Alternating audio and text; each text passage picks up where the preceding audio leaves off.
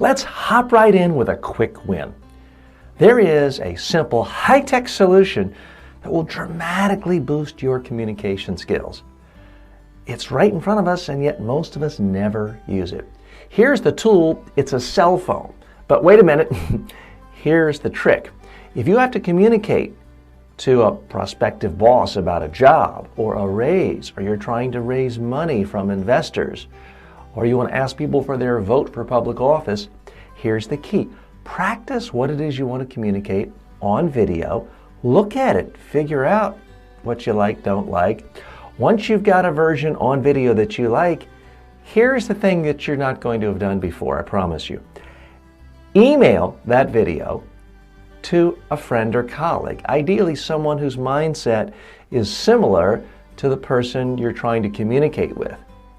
And then ask your friend, call them, text them, ask your friend and say, not what do you think, but what do you remember? What messages do you remember? If they remember the messages that were important to you, now you can relax. You know you are communicating. But if they're not getting it, it's not their fault. It's your fault. Time to practice again, come up with new messages, a new style for communicating. This one technology will really dramatically help you. Most people aren't doing it, but now you can. You can be a great public speaker, a fine orator. You can have tremendous charisma, and guess what? Still be a lousy communicator. Your communication skills can be poor because of one thing. You're not listening. This is a communication skills class. Of course, I'll cover a lot of fundamentals and advanced steps for public speaking and PowerPoint and presentation skills, but so much of being a great communicator goes deeper than that. In so many communication opportunities in life, it's about listening. The best communicators in the world are often the best listeners. People who are really great at making the one-on-one sale, the best sales pitch, sometimes the best politicians who get the votes, it's because they are the best at listening. Now later on in this course, there's an entire section on listening skills to really help you build the listening skills, but it's something I want you to think about right now. It really applies to every single type of communication. Whether you're asking for a job, a raise, a budget to be approved, you need to listen to what other people say. I've been in countless pitch meetings with a client where PR firms were pitching them for their business, and the ones that lost talked the most. They had the most slides up. They stood up and gave the most formal presentations. The PR firms that won, they asked questions, they sat back and they listened. And then they reacted, quite often, with another question. So this applies to personal communications with friends and families, colleagues, bosses.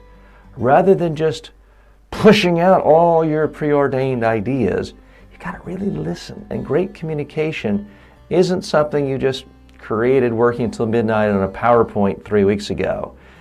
You're there, present with the person or with the group you're communicating with. You're constantly listening, recalibrating, and adjusting.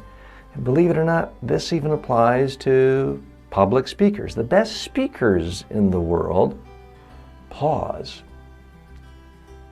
They're looking for responses from their audience. Sometimes it's just a nod. It might be a look of confusion. That's a type of listening if you are the speaker. So we're going to be covering more on listening in this course. Just realize, so much communication has nothing to do with your lips moving or even your eye contact.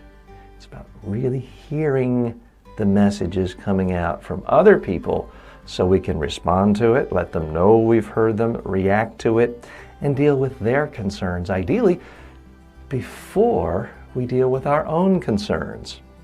A very famous movie star and director once said, 90% of success is just showing up. I want to apply that to communication. Now, all of us communicate all the time with friends, family, but so many of us just stop communicating when we get outside of our comfort zone. We're afraid to raise our hand, sometimes in a classroom, sometimes if it's a boardroom and there are intimidating people around. We're afraid to call that talk radio show. We're afraid to post our comments on a newspaper comment section. We're just afraid to communicate our ideas. So I want to put something here right in front of this course for you to chew on and really think about. Beyond all the skills of framing messages the right way, good eye contact, and we'll get into all those style and mechanics, so much of being a good communicator is just having the willingness to speak out even if you're not quite comfortable. So I want to give you a tip right now. You can automatically zoom up to the top 1% of communicators for this class just by doing one thing. I want you to communicate with me right now. Go to the Q&A section of this course and you'll see it right at the top in the middle of the page once you've clicked the dashboard, and I want you to communicate. You can do it in a text format and write and tell me what you want to get out of this course. You can post a video URL, put it on YouTube, post it here, telling us a little bit about who you are, what you want to get out of this course. You can make an audio recording and upload it to a site and put the audio there. You get to choose. Do what's comfortable for you. But most of you, sad to say, are not going to communicate at all. You're going to sit back, passively, click, let's go to the next one, let's get through this course, let's see if we can get to the bottom and get our certificate. That's not really learning and it's not communication. So I'm asking you, politely, please communicate with me right now. Let me know specifically what you want to do to get the most out of this course. And even though this course is jam-packed, there's 550 lectures in this course, I can still delete one to add something new if more of you want that. So communication has to be a two-way street. And too many instances in life, whether it's in school, whether it's in a big corporation, a big government, we're used to just sort of sitting back, passively receiving, and we buy into this idea that we don't have the right or the credibility or the standing to communicate back. Well, that's just not true, especially in the modern world of technology, internet, social media. It's never been easier to communicate in any format we want. So please take a moment, communicate something with me right here. Even if you want to say, DJ, you're boring me, get on with it, that's okay. Post your communication now. I've got some good news for all of you. But first, let's step back for a moment. We all know that sometimes there's perception, sometimes there's reality.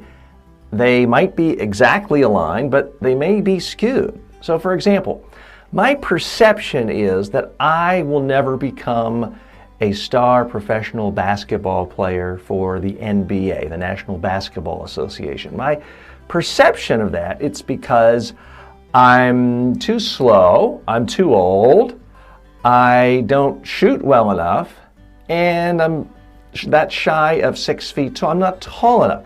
That is my perception of why I'm never going to be a star in the NBA.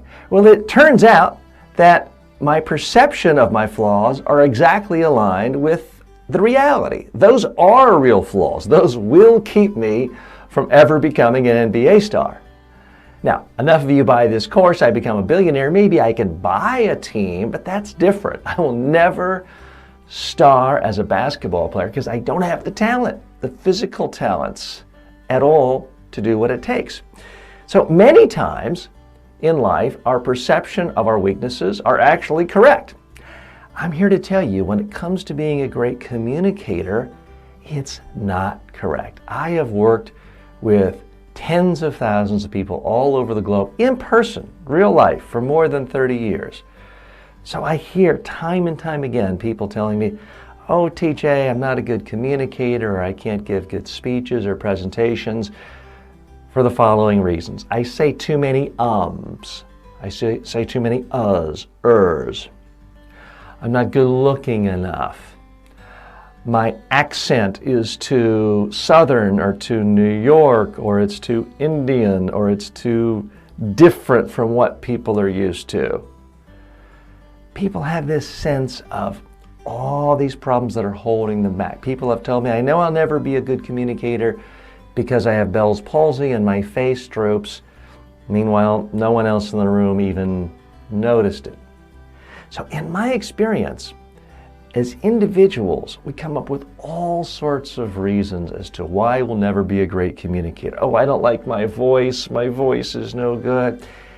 Here's what I found working with, training and studying with the top communicators, public speakers, presenters, communicators, TV hosts in the world.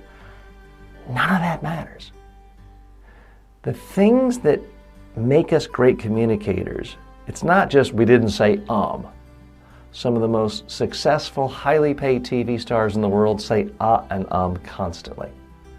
It's not necessarily about your looks. Some of the most successful TV talk show host and reality star host have less hair than I do and are 30 years older than I am. So it's not about being young and good looking. So I'm here to tell you, relax. The things you think are making you a bad communicator really aren't. Those are not your problems. I'm not suggesting you don't have some challenges to overcome, but it's a different set of problems. Because trying to change your accent is really, really hard and can take hundreds of hours, sometimes thousands of hours. Do you have an extra 1,000 hours? Changing the tone of your voice is extraordinarily difficult. I'm here to tell you, you don't have to do that. I've seen masterful communicators who have high voices, low voices, screechy voices, accents that are not considered desirable or attractive, and these people are still great communicators. So I want you, before we really dive in deeply in this course, to just kind of set aside these preconceived notions you have about what's holding you back. People are like, oh, I move my hands too much. I'm here to tell you, I've worked with, again, more than 10,000 people around the world face to face for 30 years. I've never yet had an audience say about someone I'm training, oh, their hands are moving too much. Never once happened. I do hear people say, oh gosh, that person seems frozen and stiff and scared and nervous. That I hear all the time. So we're going to work on a number of issues to make you a better and better communicator. For right now, I just want you to relax. If you've ever had one interesting conversation with one friend, one family member, one colleague about one subject, and you felt good about it, and the person you were speaking with felt good about it, guess what? You already have all the skills you need to be a great communicator. We'll try to build those out, build your comfort level so you can do them in different situations. But you don't have to learn a whole new accent or lower your voice perpetually. If you're this far into the course, I probably don't have to sell you on the importance of communication skills. If you didn't think they were important, why would you be here? But I do think it's important to kind of step back for just a moment and put it in perspective. When you look at the most successful people in any field, whether it's politics, business, high tech, finance, even the sciences, so much of what that person does all day long is they communicate. They speak to investors, to voters, to employees, to vendors, to customers, to clients. They have to listen to the concerns of their investors, of their customers, of their clients, of their patients. The higher you go up in any career, other than perhaps writing novels, it's about how well you communicate in a non-written way. Now, Obviously, writing is a form of communication. That's the form of communication we're going to spend the least amount of time here in this course, because it is something that's taught every day in school your entire life. What's not taught is how to communicate by speaking, verbal communication, nonverbal communication, basically any form of communication other than writing or typing. That's what isn't taught. And yet ultimately, that's what could decide whether your career ends here, here, here, or down here. So I want to congratulate you for devoting some time, investing your energy, your resources into improving yourself as a communicator. And I just want to redouble those efforts for you because, again, you look at the successful people you admire. They might not be silver-tongued orators, but they are good communicators. Even someone you think of who is not your favorite politician, doesn't give a great speech, even people like that, you see them in a small room, one-on-one, or with 10 people, they can have contributors eating out of the palm of their hands. Now, you may have no interest in running for office or ever asking for money, but I guarantee you there are aspects of your life, your personal life, your professional life, where you can benefit by being a better communicator. So that's why as we go through this whole course, you're going to see some sections that will apply to you, some that don't. Pick and choose as you see fit. Be direct. Get to the point. Be concise. Tell it like it is. Don't sugarcoat it. Just get to the point quickly. You've heard all these things your whole life, right? Well, guess what? It's not really true. Now, I'm not suggesting you lie, beat around the bush, but in every single opportunity when you're trying to communicate with someone, you have to look at a number of factors. What's their interest in what you're talking about? How much do they trust you like you even know you? It's not true that the most direct communication is always going to be the most successful. Now, this is not a course on dating and romantic relationships. But think back when you were in high school or middle school. There was typically always one person, typically a guy, and he would just call or text the 10 most attractive people in the school and ask them out on a date. Hey, you want to go out with me? What typically happened to that person? They all said no. It was just too direct. He was clear on what he wanted, but it just is too off-putting. So it's not enough. That's why you typically don't see 30-minute infomercials as 10-second commercials. An infomercial is a form of communication. It's one we like to make fun of, and people like to think it doesn't have an impact on them. But infomercials, the 30-minute long commercials, spend a lot of time making the case, telling a story, telling benefits, bringing you in, being interesting, talking about your concerns before they ever ask you to pull out your credit card number and purchase something. So I want you to go into this whole learning experience on communication skills with an open mind and realize it's not about being fast, concise, the most direct. It's about putting forth your ideas in the warmest environment possible so they can be received in the best possible way so that the person or persons you're speaking to really understand you and feel good about you and your messages, so they're more likely to understand you, remember your messages, perhaps do what you want, go where you want to go, or join you in some greater enterprise. So I do want to just get you to kind of scratch off this idea that more direct is always better. Sometimes it is, but sometimes it isn't. I've got some great news. This course has been updated to be better than ever.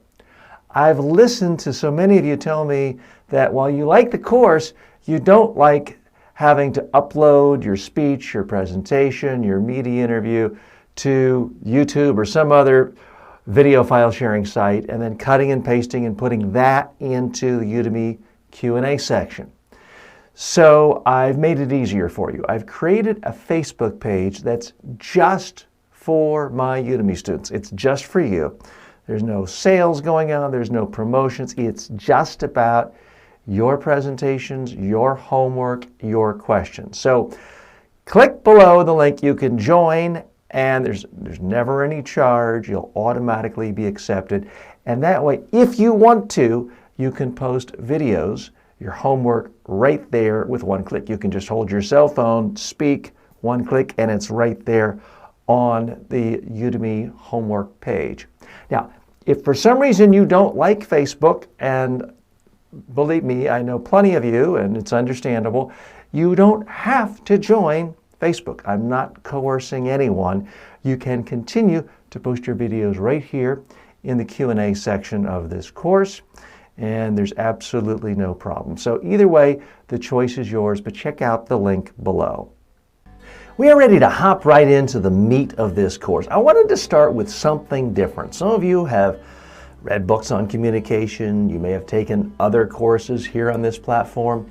I want to give you something that I'm quite confident you haven't learned before. So this first whole section here is about a very particular type of communication. It's how you as an individual consumer can communicate with corporations, big corporations, little corporations, small companies, and sometimes even governments. It's a different form of communication than just talking to an individual, friend, family member, colleague, person at the office. So that's what this section coming up is all about. I think you're going to see some things here that you haven't thought of before that can really make your life a lot easier as a consumer. We're all consumers these days, and most of the time you may have great experiences, whether you like to shop on Amazon or eBay or Walmart.com. But let's face it, we've all had some bad experiences and we just feel powerless. We just don't know how to communicate our frustration. Are we really going to file a lawsuit every time we think a company gave us a bad product? No, that's not realistic. But it is realistic to communicate to those companies effectively. The next section will show you how. So in this section, you're going to learn exactly how to communicate with corporations, big corporations especially, when you feel that you need something redressed. Typically, this is when something went wrong, although you could communicate to companies when you're incredibly happy with them. I like to leave positive reviews on Yelp, other places, Google reviews for companies that I feel treat me well. But let's face it, that's easy. The trickier issue is what happens when a company has sold you a product, it's awful, and they're making it difficult for you to get a refund. Or you've bought, let's say, a plane ticket. Now the trip was canceled and they want to hold your money for 3 months before you get a refund. There's all sorts of things where we fall through the cracks as customers.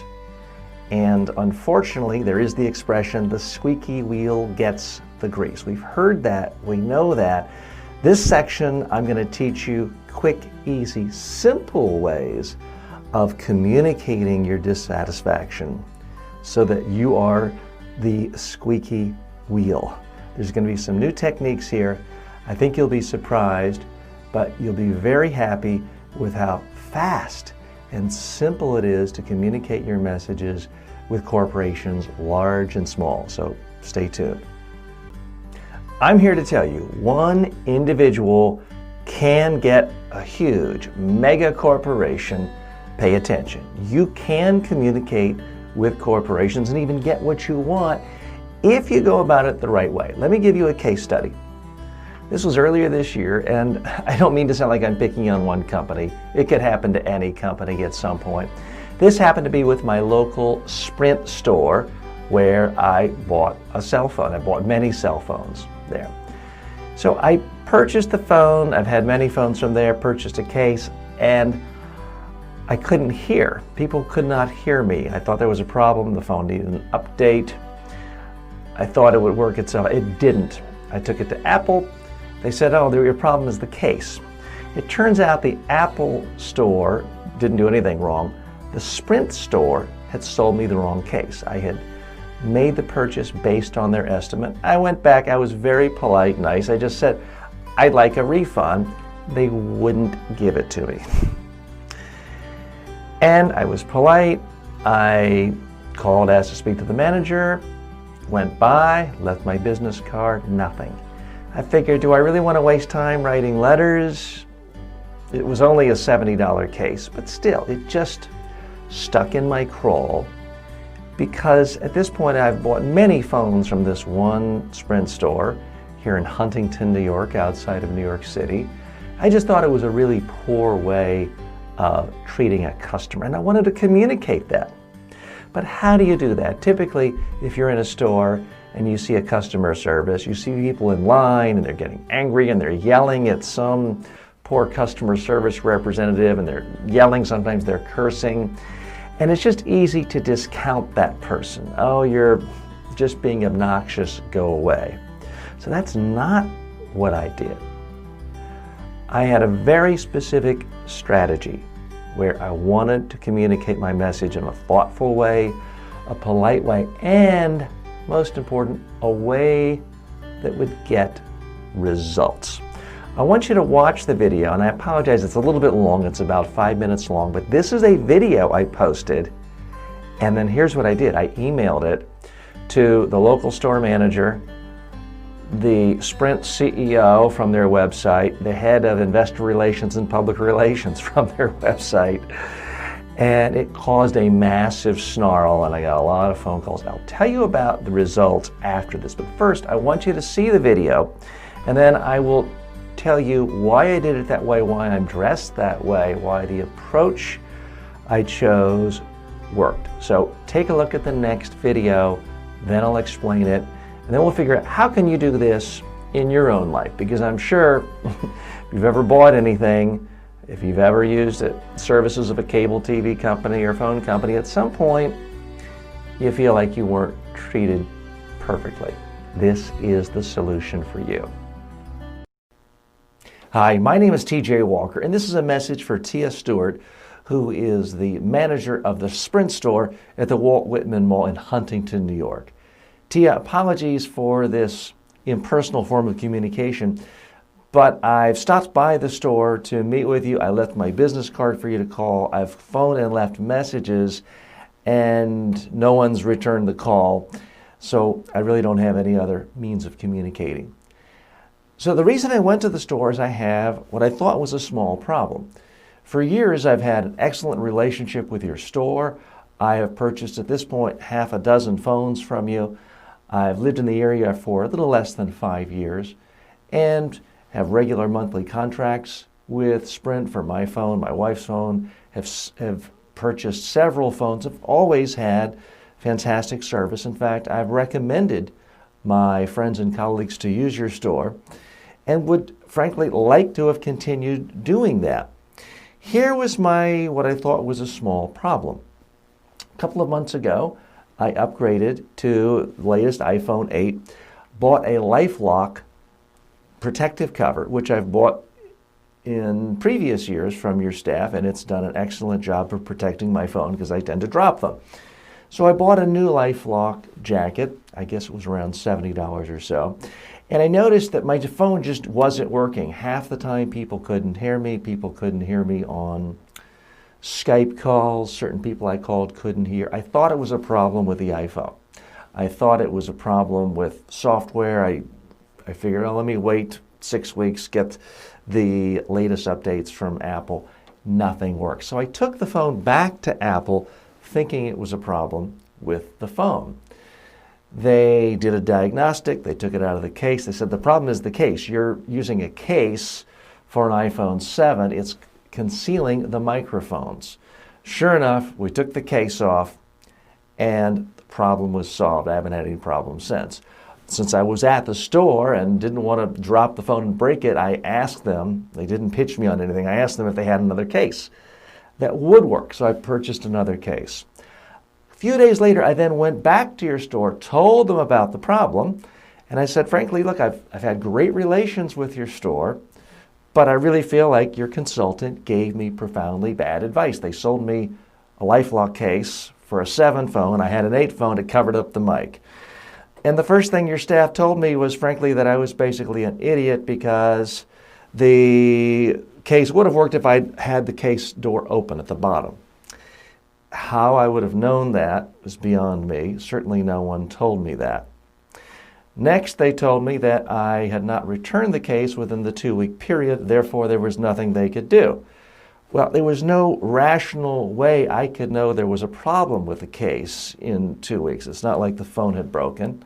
There was no way for me to know that was the cause of the problem. I again suggested the problem was your sales team sold me the wrong case. They gave me bad advice. All I'm asking for is a refund on the case, and I in fact returned the case.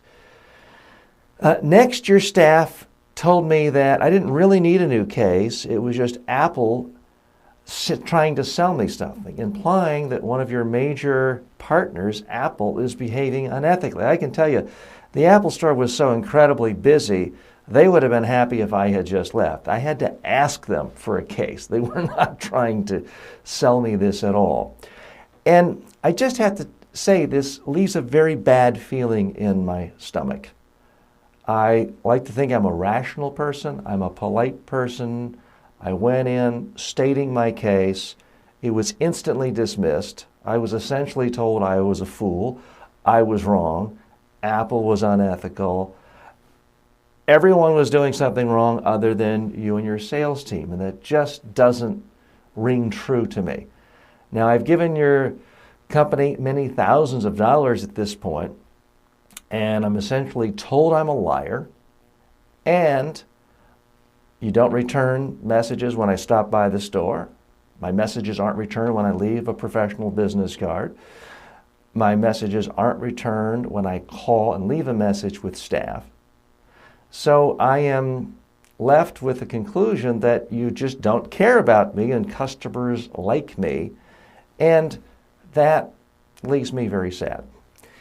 If you have anything that you think I've missed, I'm more than happy to hear from you. Thank you very much. So I hope you had a chance to look at that video. Is there anything special about it? Are there special effects? No, it's just like this. It's just me talking.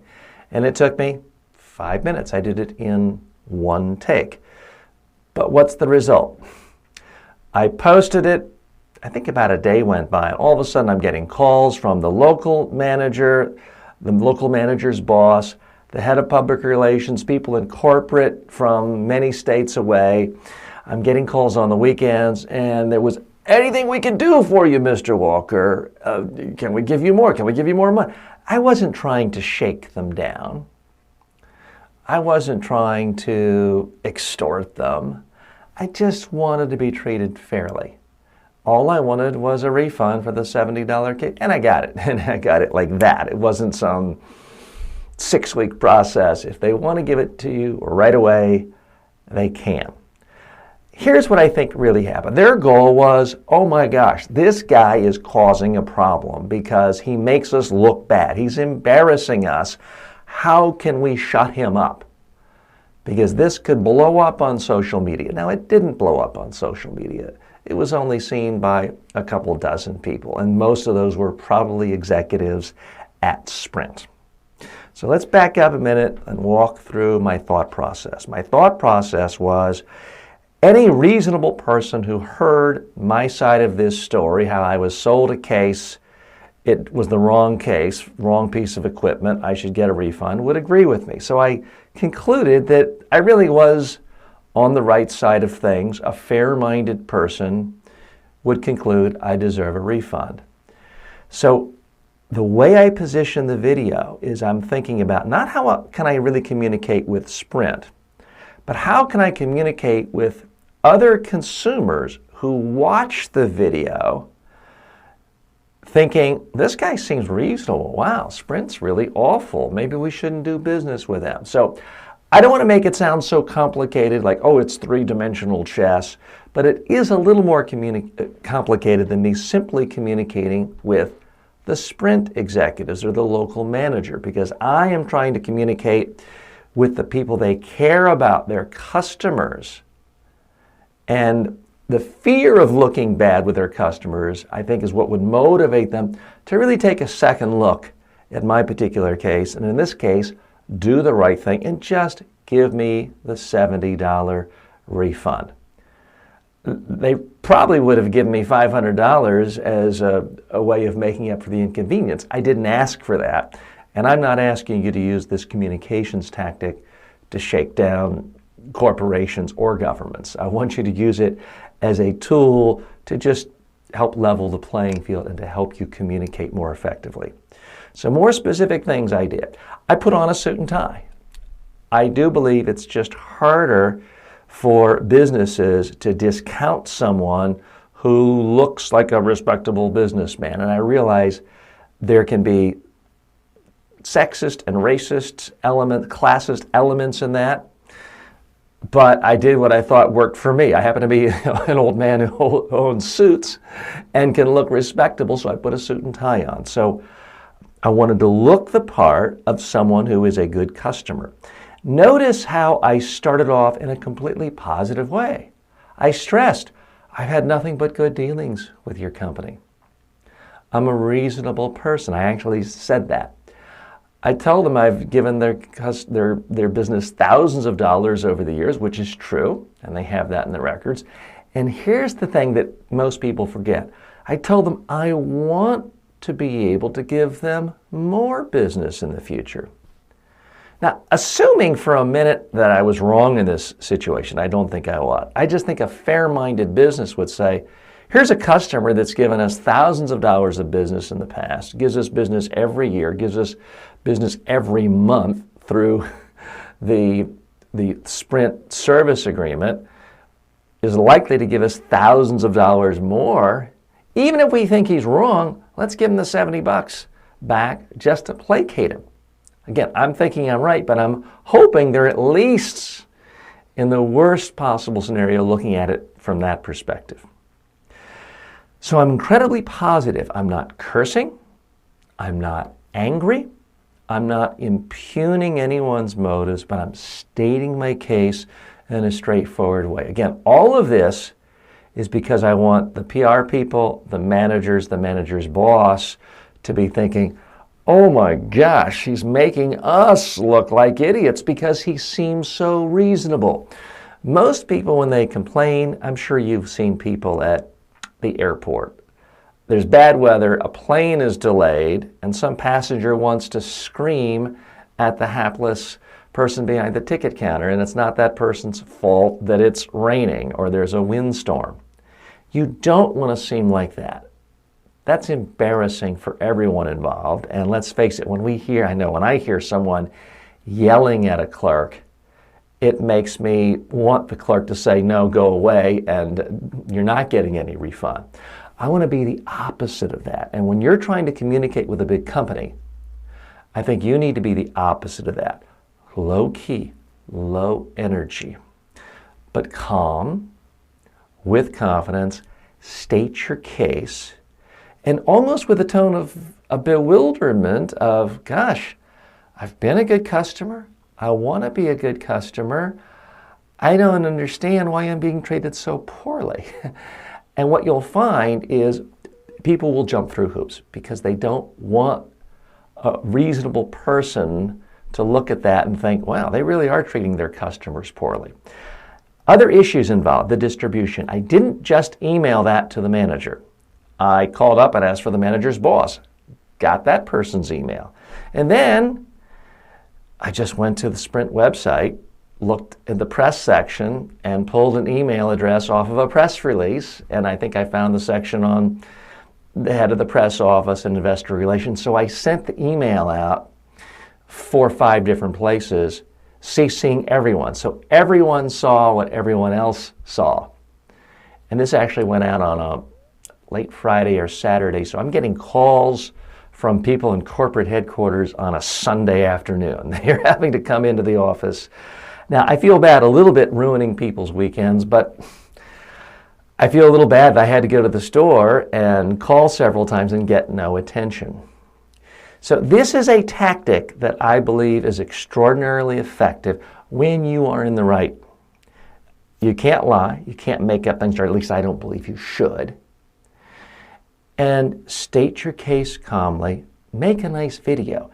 Anyone can write a nasty Yelp review, which, by the way, I think I did that too. Oh, the other thing, I posted this video on the Sprint Facebook page. So you can just imagine all the different buttons it's pushing. By the way, I did all this in about a half an hour. This is so much easier, faster, quicker than, threatening a lawsuit and writing regular letters. It's quick and it's easy. So to sum up, corporation, big government agency, anyone who has to deal with a large group of public has done you wrong. State your case in a video is more powerful than just a text comment. And then distribute that video on YouTube, Twitter. Yeah, I put it on their, I put it to their attention on their Twitter account too. You hit them on all their social media contacts and you email it to them. You will get their attention. You will communicate your message. So I hope you have nothing but good dealings with all your corporate purchases, but if not, use this technique. Very few people are doing it, and that's why it works. Part of any great communication, doing something a little bit different from what everyone else does. It cuts through the clutter. Let's sum up what we've learned in this section. You do not have to let a big corporation, a big government institute have the final word. You can be communicating with them as easily as they can be communicating with you. And in this modern era, it's exciting because the playing field is level, at least a little more level than it was, because you can communicate not just with the corporation or the government entity, but you can communicate with all of their customers or their constituents, and that's what really makes it powerful. What people have traditionally done is they've written a long, angry letter that's 12 pages long and maybe handwritten. That gets tossed in the trash.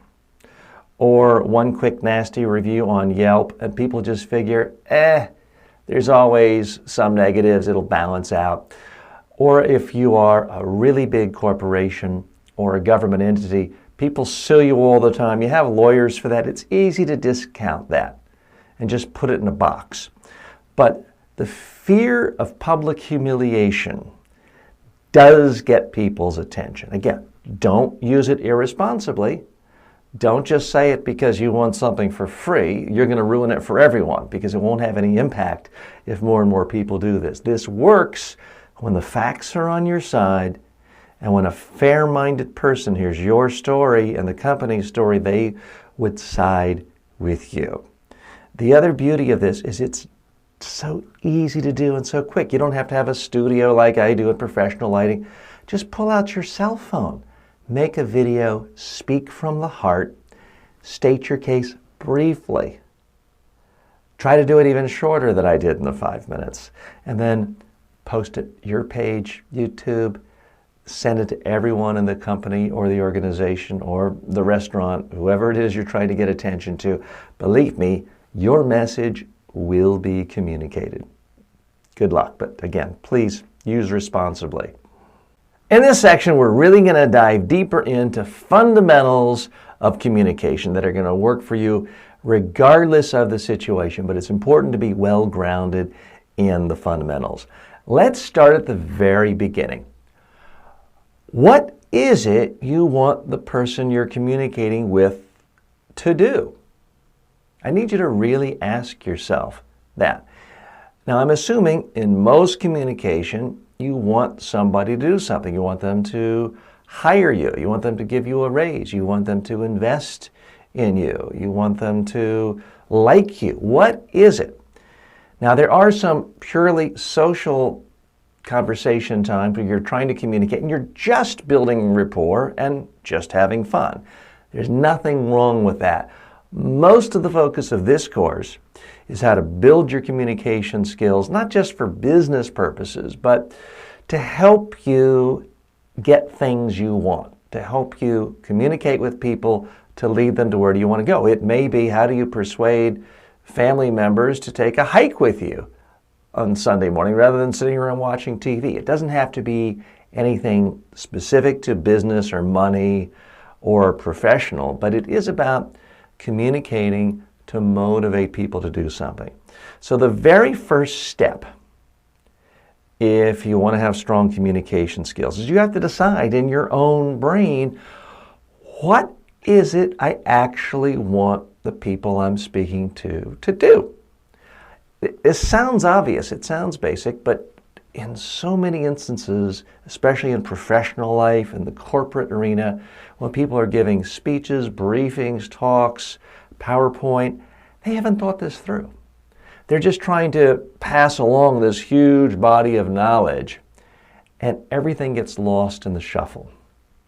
So that's the starting point. What is the one thing you want that person or those persons you're speaking to actually do after you've communicated your message? Maybe you want your child to clean the garage or his or her room. You know what the outcome is. Now you got to figure out how to communicate that in a way so that it's understood, remembered, and there's some kind of motivation to make it happen. So here's what I want you to do now. I want you to think of a particular communication goal you have. A specific scenario, could be work, could be professional, could be personal. And I want you to go to the Q&A section and just type up, you don't have to do a video, but just type up what is the one thing you would like an individual you're communicating with to do, or a group of individuals. What is it you want them to do? Go ahead, type that in the Q&A section right now. Okay, you've isolated in one sentence what it is you want that person or those people you're communicating with to do. You've got it right in front of you. Now what I want you to do is to brainstorm on every possible message you have that might motivate them to do what you want to do. Now this could apply to a marriage proposal, solicitation for a financial investment in a startup, a request for a raise, for approval of a budget, or trying to get your child to clean his or her room. It could apply to anything. But the important part is you kind of step out of your set ideas and all the things you want, and you look at it through the lens of what's going to motivate the people I'm actually communicating with to do what I want them to do. Because what motivates them is different than what is motivating you. So you've got to look at it from the perspective of the people you're communicating with. My recommendation, brainstorm on every possible message.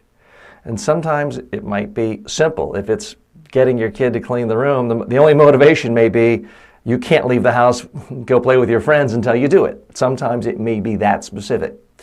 But let's face it, most of the time in life when we're trying to communicate with customers, clients, colleagues, co-workers, bosses, government officials, others, we don't have that coercive relationship or that position of authority that we might with a small child or a little older child either.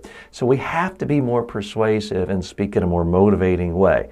So you've got to isolate every possible motivating message and idea that you could use to convince the person you're speaking with. But here's the thing. Here's the tricky part. Here's where people get hung up. You can't tell them everything. You can't overwhelm people with 189 ideas of why your vacation plans are better, or why your plans for this new branding logo is better than theirs.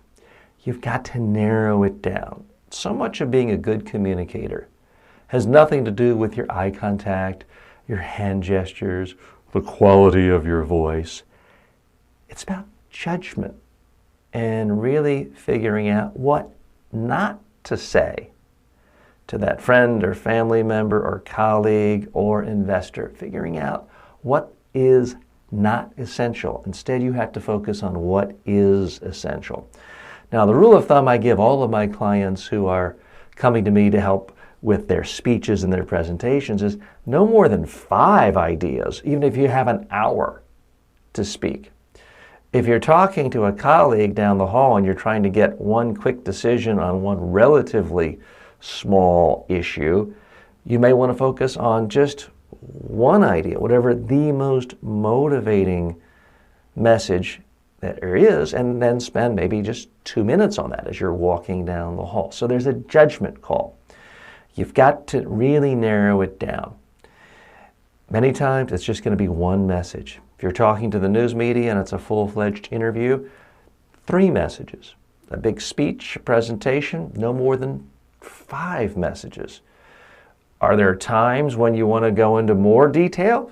Sure. Let's say you're trying to talk to a spouse about a huge life decision of moving to another continent or the other side of the country and uprooting your life. That may be something that you talk about over a period of months. So maybe there are dozens, if not hundreds, of messages. You have to figure out, how much time do I have to communicate with this person? How can I make the most of it?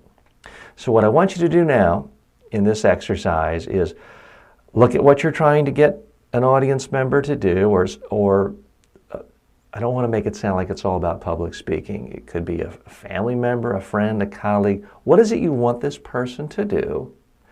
Now, brainstorm on every possible message that can make them want to do it, and for the purposes of this exercise, narrow it down to the top 3. Not 3 big themes with 7 subpoints, just 3 ideas. And I want you to write that down in the Q&A section so that you've got focus and I know what you're trying to do.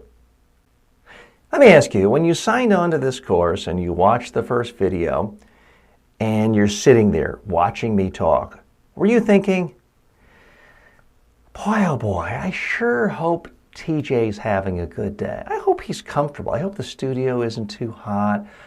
I hope TJ's having a great day and this is a great experience for him. I hope he's making a lot of money from this. Is that what you were thinking? I seriously doubt it.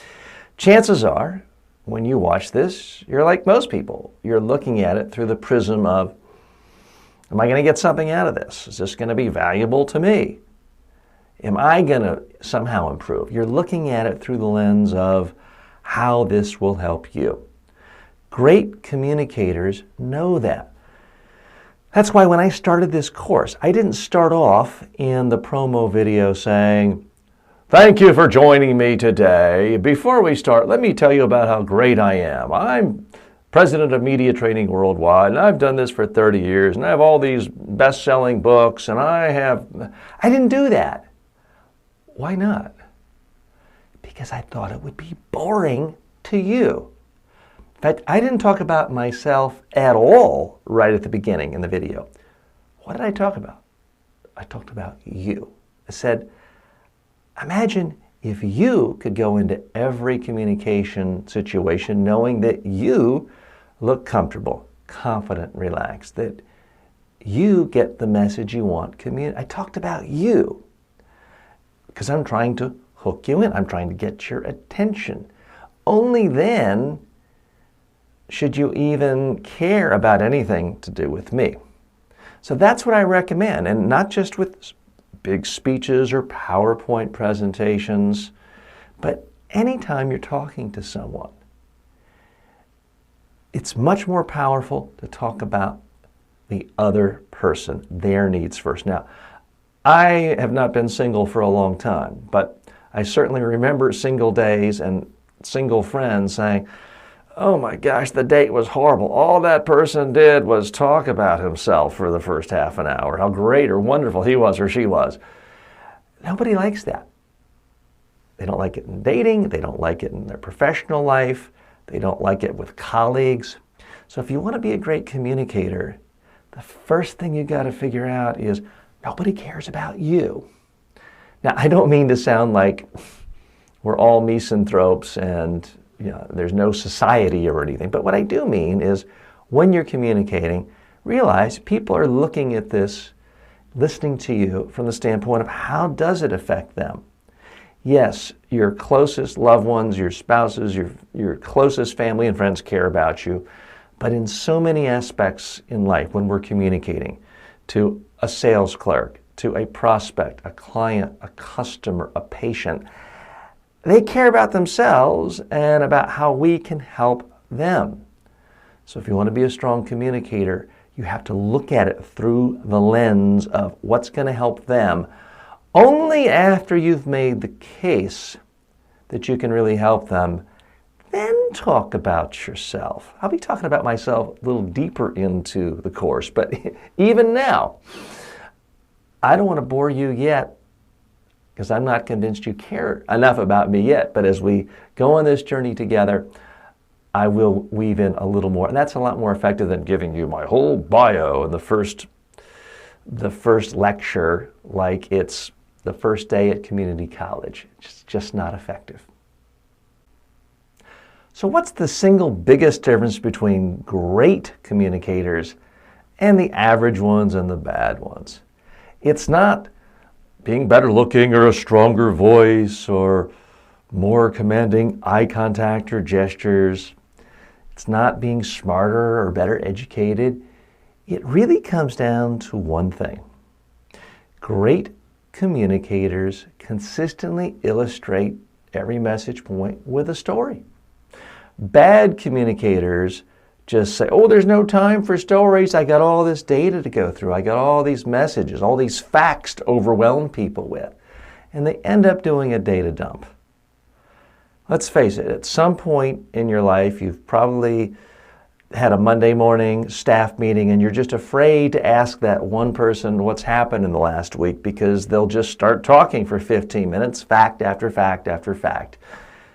It's overwhelming and it's disconnected. Fundamentally, human beings process information through stories. We are hardwired through this for really grabbing onto stories and visualizing them. What is a story? It's just you retelling a conversation you had with one person in a particular place about a real problem, how you felt, and how it was resolved. It's not that difficult. Everybody tells stories in certain circumstances. If you're with your best friend and you're almost in a car crash on the way to the meeting, you're going to tell that story to your friend. And it's going to be easy because you're just going to relive it in your own brain. So we all tell stories all the time. The issue is if you're communicating something and it seems more formal, it's business or it's professional or it's corporate, then we tell ourselves that, oh, I can't tell stories now, I have to be serious. Wrong. Great communicators consistently use stories, whether they're telling something to one friend about what restaurant they want to go to, or they're trying to convince an entire country to elect them. They use stories to make their ideas memorable. It is the single biggest difference. So I have a huge section in this course on stories. So all your questions will be answered, and there are examples, and I give tons and tons and tons of my own stories on key communication points to help you remember. So take a look at that. For right now, I want you to think about, you know what you're trying to get your audience to do. You've isolated your top 3 messages. Now I want you to pick just one story that makes one of your messages more understandable. So think about a time when you've had a real conversation with a real person that relates to one of the messages you're trying to convey. And if you've never had a single conversation with a single person about that message, maybe it's not that important or interesting to begin with. So that's your homework. You don't have to record anything or write it down. Just in your own mind, be thinking about the story you want to tell to make that message come alive. Okay, are you ready to not like me? I mean, seriously, dislike me, because you're not going to like what I'm about to tell you. People always ask me, TJ, what's the number one way to really build confidence before any speech, presentation, talk, anytime you have to communicate? And they're really hoping I'm going to say something like, oh, just visualize your audience naked or in their underwear. Or stand like Wonder Woman for 30 seconds. Those things are easy, quick gimmicks. I wish they worked, but they don't. There's only one thing I know that really works, and that is evidence that you actually have something interesting to communicate and you're communicating it well. How do you get this evidence? Put your hand in your pocket and pull out your cell phone. What I want you to do is to practice whatever it is you're trying to communicate and record it on a cell phone. I don't care if it is a marriage proposal, a solicitation for an investment in your startup, a request for a raise, whatever it is you're trying to communicate, I want you to practice it on video. Now here's the thing. I know you're not going to like doing it. You're not going to want to do it. Too bad. If I go to my doctor and say, "Doctor, I'm overweight, I need to lose weight," I'm hoping he'll give me a magic pill. But instead, she says, "Well, TJ, you need to exercise more and eat less and eat fewer fatty foods and ice cream." I don't want to hear that. Unfortunately, it's true. It's good advice.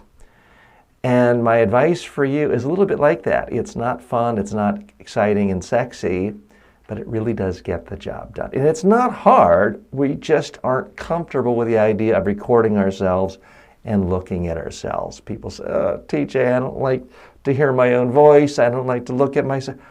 Too bad. As I mentioned in a previous lesson, nobody cares about you. You need to do it so that you actually have confidence you're coming across the way you want. If you don't look at yourself on video, how do you know you're not doing this? Believe me, I could give you all the same advice in this course, but if I did this, licked my lips nervously the whole time, by the way, that was disgusting, it would disgust you. It would bother you. It would annoy you. But guess what? I don't have to worry about the fact that I'm licking my lips too much while speaking to you because I've already checked. Everything I'm saying to you now, I've said before on video, and I looked at it. And this is, in fact, how I want to come across. So the real key to confidence isn't just practicing. It's certainly not practicing in front of a mirror. It's practicing on video, looking at it, figuring out what you like, what you don't like, and then doing it again. Looking at it again, redoing it, doing it again and again and again. People say, "Well, TJ, what's the magic number of rehearsals?" As many as it takes until you like it. You might do it in one take and think, "Okay, that's how I want to come across. That's fine."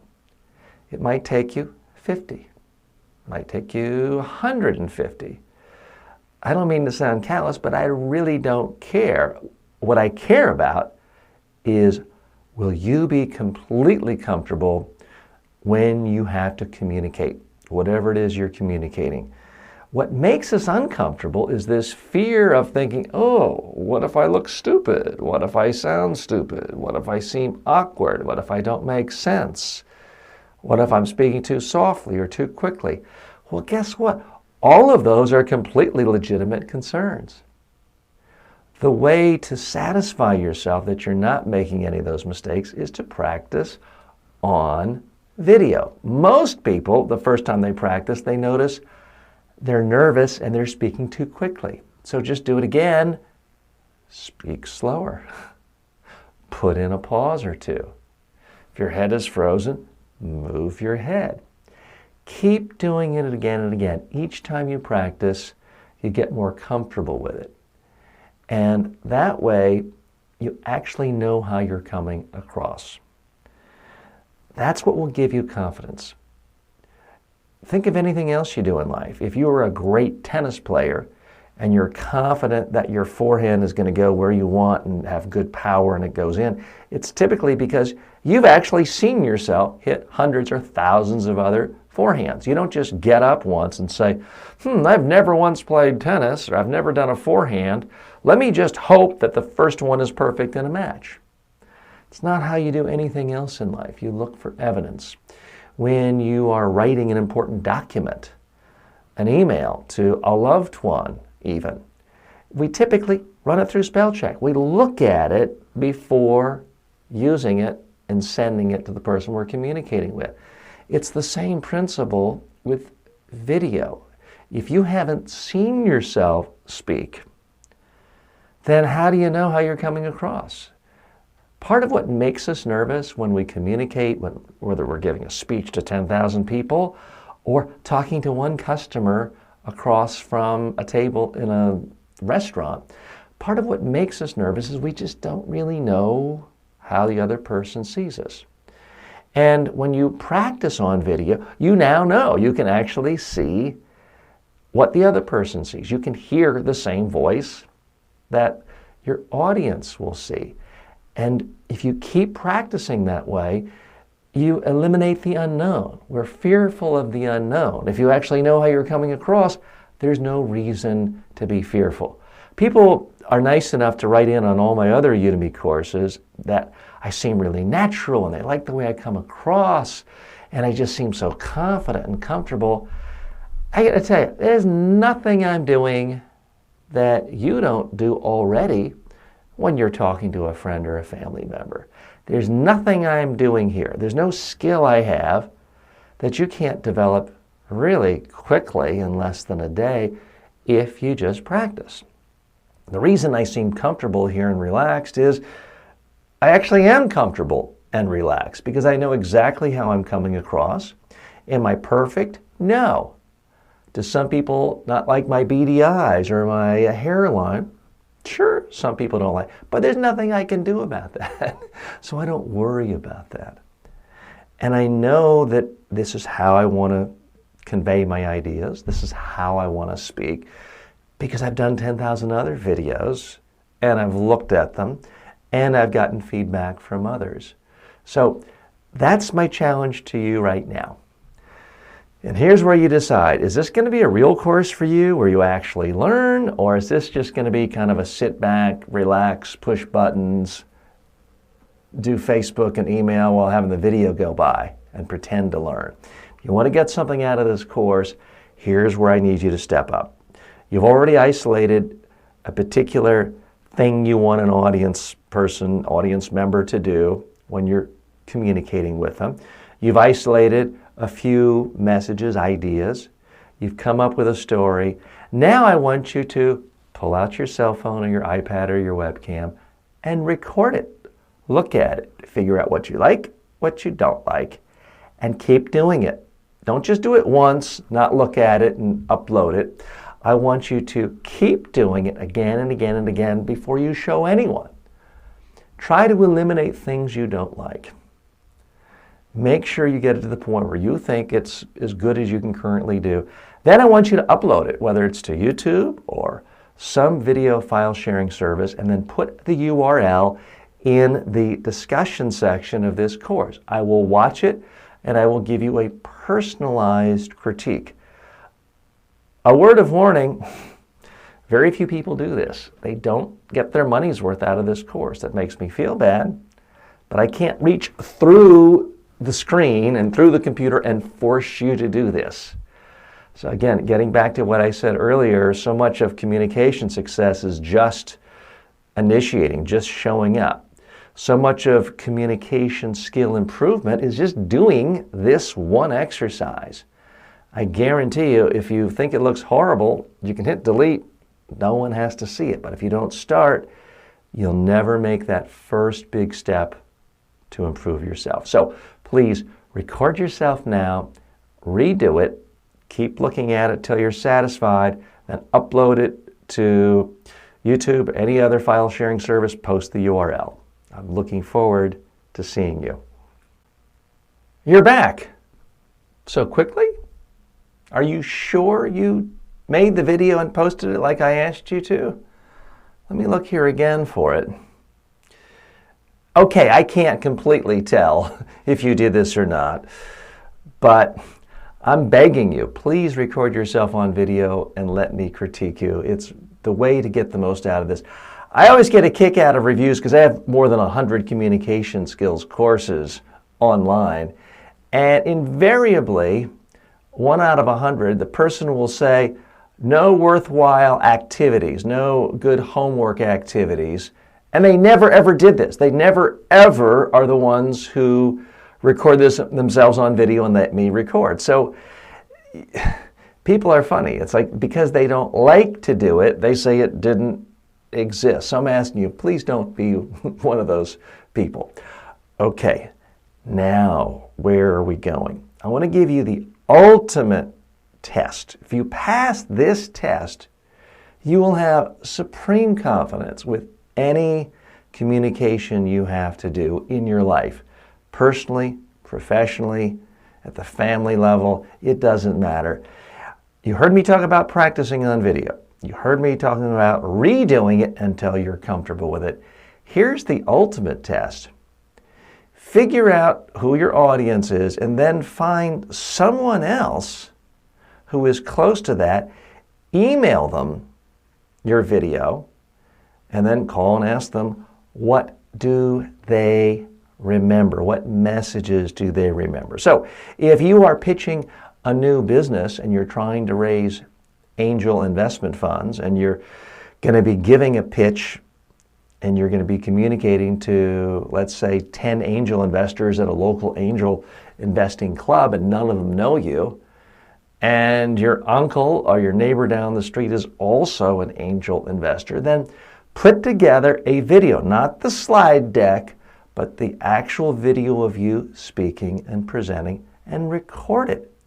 Send it to your uncle or your aunt. Send it to the person down the street who is an angel investor. Ask them to watch it. Then ask them what messages do they remember, and ask them what they conclude. You would hope that they would say something like, wow, this is the greatest app in the world that is going to revolutionize the XYZ business. It's clearly going to make $1 billion. I'm begging you, take my check. I want in too. I mean, that's sort of the ideal response you want if you are pitching for investment funds. Unfortunately, what you'll often find is you send your presentation to someone and they're trying to be helpful and they'll say something like, well, you have good confidence and you're quite articulate for a young man, young woman, but I'm still confused as to how you make money. If you're hearing something like that, it's a big problem. Your aunt, uncle, your neighbor down the street is trying to be helpful, and that is helpful. If they don't understand your business, it means you did not communicate. You can do this with any communications situation. If you're going to be meeting with your boss tomorrow to ask for a raise, put together a video of yourself. You're not going to show your boss the video, but put together a video of yourself making the case as to why you deserve the raise. And then send it to a colleague in another company or another organization. Get their feedback. Now here's the thing, that's part of the way, but that's not the advanced step. The advanced step is you really have to listen to what your mini focus group is telling you and make changes. You have to pull from them what they're getting and what they're not getting, and you've got to redo it. You may have to do it 2, 3, 4 times, and you may have to find a new set of ears and eyes. But it's worth it, because when you can send a video of yourself communicating a specific message that you really care about, and someone can watch it once and throw back right to you without prompting, without having to dig what your message is and what they think you want them to do, then you know you're communicating. You have no doubt. It's virtually impossible to be nervous or uncomfortable or to do a bad job. So that's my real challenge for you. Now, I can't force you to do that, but I would ask you, the last video you did, take that, share it with some colleagues, some friends, family members, associates, and get feedback from them. Their feedback may be a lot more important and a lot more insightful than my feedback, because they're going to know you and your issues even better. So please do that now. Here's a quick update to this course. One of the things I always stress if you want to be a better speaker, presenter, communicator, trainer, is you've got to be on the lookout for better ideas, newer ideas, ways of improving what you're doing. Well, I try to practice what I preach. I'm constantly looking at other trainers, other teachers, other experts on how they create a more effective learning environment for people. And I saw a technique the other day. A teacher just said, comment on someone else's work in this learning forum. Critique someone else's work. And I thought, how can I tweak that to make it meaningful to you and to make this a better course experiment? And it occurred to me I should just ask you to critique the speech, the video of another student in this course. And I want you to do it in a set way. Focus on something you like about what they do. Reinforce their strengths.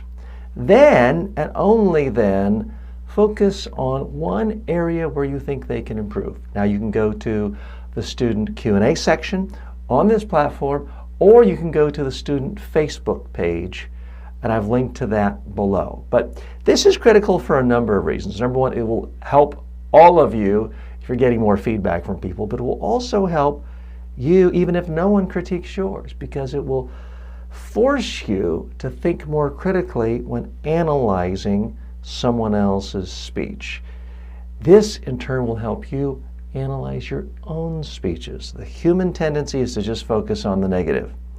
I want you to focus on what your colleagues are doing well, but don't hold back if you see room for improvement. But I want you to internalize this so that when you're watching your own rehearsals, your own speeches, your own media interviews, you can give yourself more accurate feedback. So please don't just pass to the next lecture. Take a moment, go to the Q&A section, look at where other people have posted links to their videos and give them feedback. You can do it in the Q&A section. You can do it right on their page if they posted a Facebook or LinkedIn page, or to the Facebook page where many of you have already posted your videos. Thanks. If you ever get nervous, if you are fearful of some communication situations, it just means you're normal. After all, the polls do show that people say public speaking is their number one fear. I don't really believe that. I think if someone said, I'm going to push you out of the airplane or give a quick toast to everyone, you would give a little mini toast speech. But still, it is something that creates anxiety in people. It creates fear. Evolutionary biologists believe that we are programmed this way as a defense mechanism, because thousands of years ago, if you're out in the plains and you're completely exposed, lions, tigers, bears, other creatures can come see you exposed and attack you and eat you. Whereas if you're a part of a herd, you're one of 1,000, your odds are good of not being eaten. So when you stand up to speak, give a presentation, you're feeling this, I'm exposed. These people could come, grab me, eat me, kill me. That's why your hands are perspiring. Your body could be perspiring because your body's trying to protect you. Adrenaline is pulsating, telling you to run, get out of here. Unfortunately, if you're nervous or uncomfortable about sitting down with your boss to ask for a raise, or sitting down with your largest investor to ask for another $10 million round of investment, sweating and having the adrenaline to run quickly isn't going to help you at all. It's actually the opposite. It's going to make you look bad and be unproductive. So we got to figure out a way of dealing with this fear and getting over it. But I do want you to realize it's completely normal to have some fear, some anxiety. So I mentioned to you in the previous section, the number one way to get over it is to practice till you like what you see.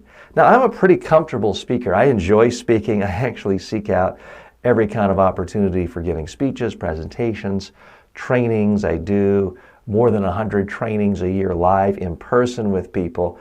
So I like to think of myself as a pretty comfortable speaker, but still, I'm a human being too. And with most people, if you take them out of their comfort zone, they can get uncomfortable. I remember about a decade ago, I was a judge on a reality TV show in Eastern Europe. I was called out on stage, was asked to announce one of the winners or first runner-up, but everything was in a foreign language, and the name was written in a foreign language that I couldn't read. And at that moment, I was nervous. I was uncomfortable. And it was not my finest performance ever. But you know what? I got through it. No one really noticed. I smiled. I handed it back to the MC, and he read it out loud. And no one else really remembered. So my point is, no one's a superhuman. I'm not a superhuman. Everyone is nervous if you take them out of their comfort zone.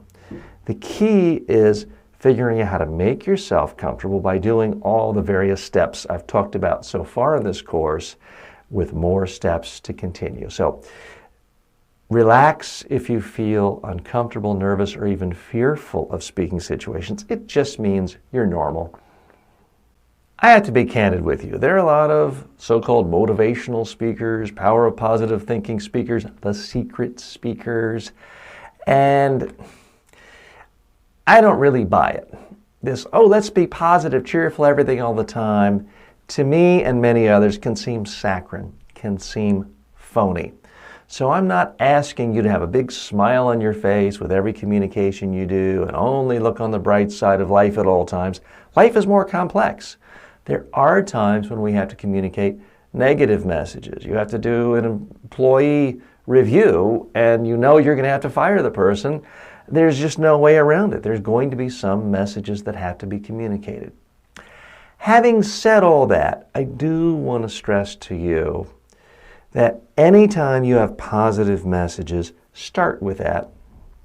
It's just human nature to shut down when you hear something negative, and especially if it's negative about you. It's human nature to defend yourself. And one way of defending, shutting your ears. I don't want to listen to this person tell me what an idiot I am.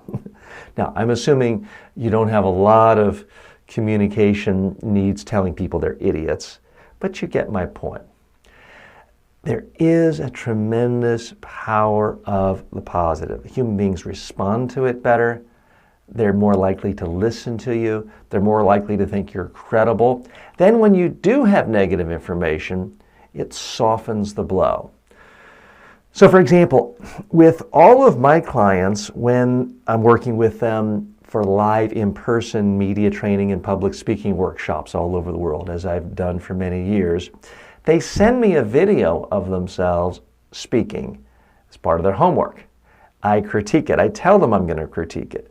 They're expecting me to rip them apart. They always say the same thing. TJ, let me have it. Rip me apart. But what I do is I start by cataloging all the things they do well. Because most people do a lot of things well, or they're not making certain mistakes other people make. They may still have mistakes, but their speaking speed is okay, or their eye contact is okay, or they're not fidgeting with their fingers. So I note every single thing they do well.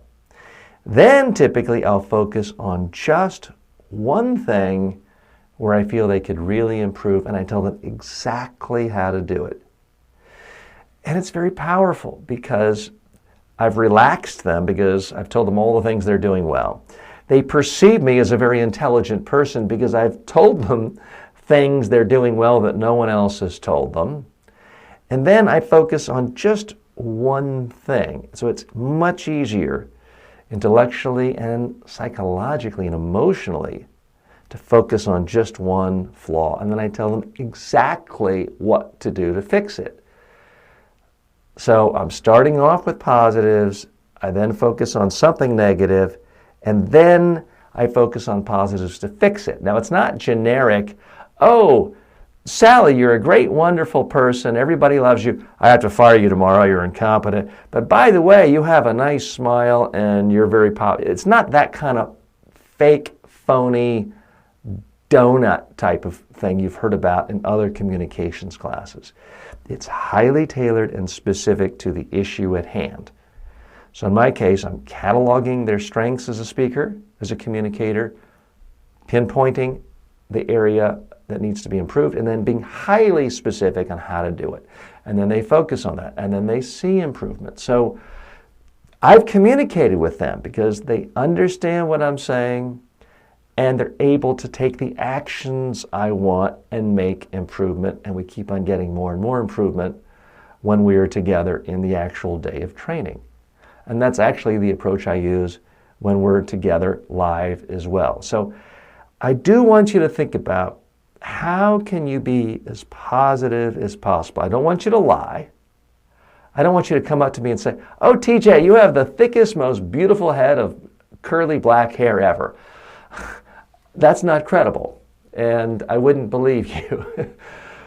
But when you can say something positive, it opens people up, it brings the defenses down, it creates a little more sense of community, and will open people up to your message. So I want you to always think about, how can you place positive messages in, even when there is some bad news and some negative messages to convey. Let me debunk one myth right here. There's this myth of the charismatic communicator, the charismatic speaker, something you're just born with. Well, that is a bunch of baloney. Here in the United States, many people think of John F. Kennedy as this charismatic speaker. And no, he did give some good speeches, but he was considered a horrible speaker just a few years before he became president. I know people here in New York City who used to see him as a young congressman coming around asking for money and attending fundraisers, and they said he was awful. Head down, reading, nervous. All you saw was sort of this thick head of hair. Nothing charismatic about him. It was a learned skill. Now, I differ from some of my colleagues in the personal development space. I happen to think there's no such thing as charisma. What I think people really mean is somebody whose ideas I like, for the most part, who is a great speaker. Now, let me challenge you. Think of someone that you perceive of as being very charismatic. Isn't that person also a really good speaker? Now think of someone who is an awful speaker. How many people really view that person as charismatic? The two go together. Certainly in the world of politics. Whether you think of Fidel Castro in his prime, whether or not you liked his politics or not, or Tony Blair when he was in power in Great Britain, what do they both have in common? Fantastic public speakers.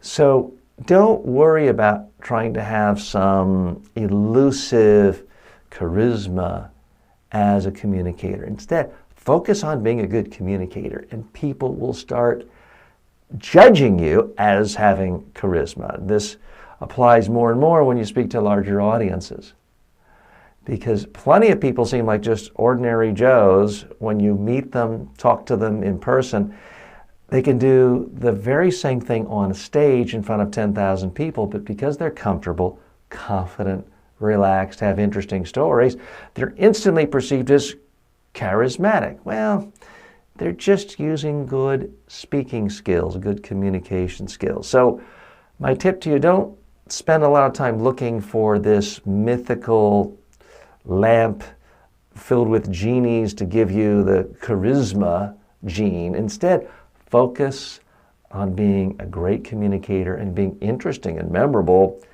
anytime you communicate. I want to save you some time, money, and heartache, because there are a lot of people peddling a lot of gimmicks out there to turn you into a better communicator. And I think they're either completely worthless or so difficult and hard that they're just not practical. So for starters, there's something called tapping, where people have this theory: if you just tap on your face often enough, you'll lose your fear and become a better speaker. Most ridiculous thing I've ever heard. Beta blockers. Again, you can take drugs so that you don't feel as tensed up, but it can make you kind of look and sound like a zombie, and it doesn't cure the central problem of you don't look comfortable and you're not saying anything interesting. So I do not advise beta blockers. For other people, they may want to use marijuana or alcohol. I'm not opposed to those things, but don't use them before you give a presentation or a speech, because it's not really helping you come across more effectively to your audience. It's just making you relaxed. Well, if you're nervous, it's typically because you haven't rehearsed your presentation on video. Now, there's hypnosis to help people reduce their stress. Again, I am not opposed to hypnosis. I know it helps some people not smoke, give up other bad habits. But if all it's doing is helping you give up your fear of public speaking, but you're using that as an excuse not to rehearse on video, then it's a horrible idea. NLP, neuro-linguistic programming. Some people are really good at it. Anthony Robbins has made a whole career out of it. I find most people, after about 5 minutes, the idea of mirroring someone, oh, they tilted their head this way, so I'll do that. Most people just aren't going to do that. It's just too much to think about when you're trying to have a conversation. And I don't find it really is effective for many people at all. A tiny percentage of people can actually discipline themselves to ever do that. There's this craze started by someone who gave it the third most popular TED Talk of all time, saying if you just stand like Wonder Woman and tell yourself how great you and powerful you are, that will reduce all of your tension and fear. You'll now be able to give a great speech. Again, horrible advice, because you can feel confident and still give a lousy, boring speech.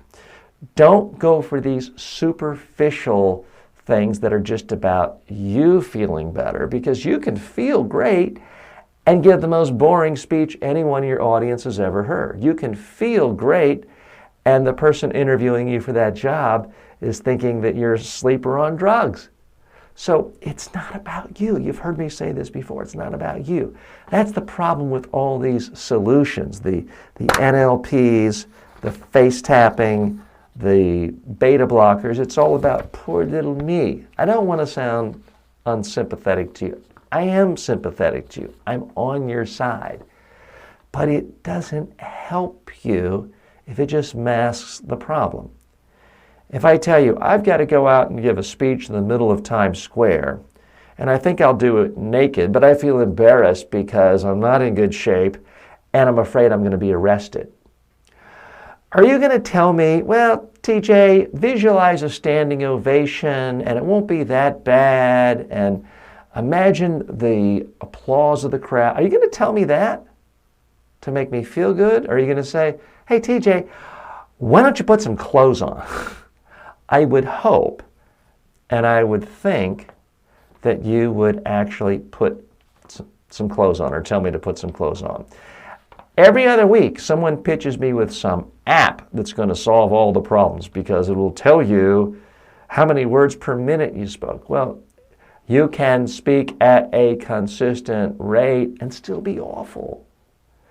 Same with devices to get rid of your ums. You can get rid of all of your ums and be an awful speaker.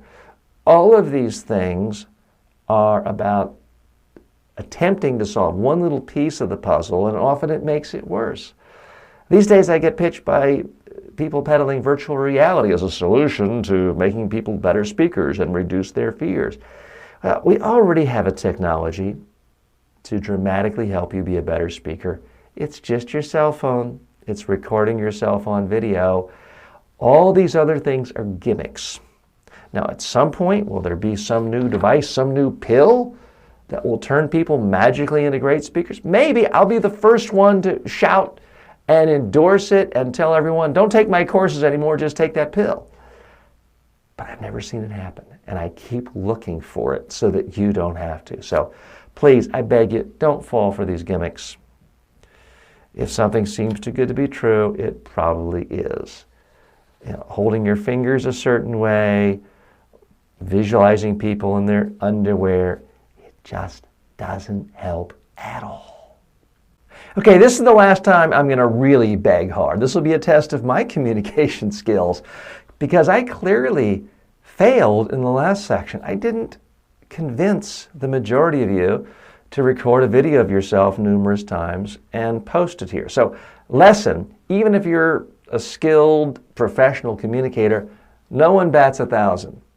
Just because you have an idea and you can try to make it memorable that you think will help someone doesn't mean they're going to do what you do, because I fail as I failed with some of you. But I do want to ask one last time here. There may be mentions throughout the course, but this is the last really big time. I'm going to beg you, if you did not post a video of yourself yet speaking, I'm asking you to do it here now. Just record yourself speaking, anything you want to communicate. I mentioned 3 messages in one story. If you want to have more messages, fewer messages, more stories, that's okay. I'll leave it up to you. But I want you to record something where you think you've tried to incorporate as many of the principles I've talked about so far in this course and that you're happy with it.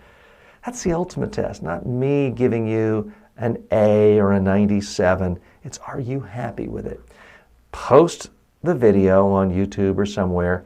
Let me look at it. Folks, I don't get any extra pay for this. This takes extra time of mine, but I'm willing to do it because I want to help you become a better communicator and a stronger communicator. This is frankly not something you're going to get if you just sign up with a course with a really, really famous name who has 100 million bestsellers on different topics. This is something I do here for you that distinguishes it, where I think I can really make a difference. So post a video of yourself speaking, and I'll give you my personalized critique. So congratulations, you've now finished this section. You've finished all the core sections that really talk about the most fundamental issues when it comes to communication skills.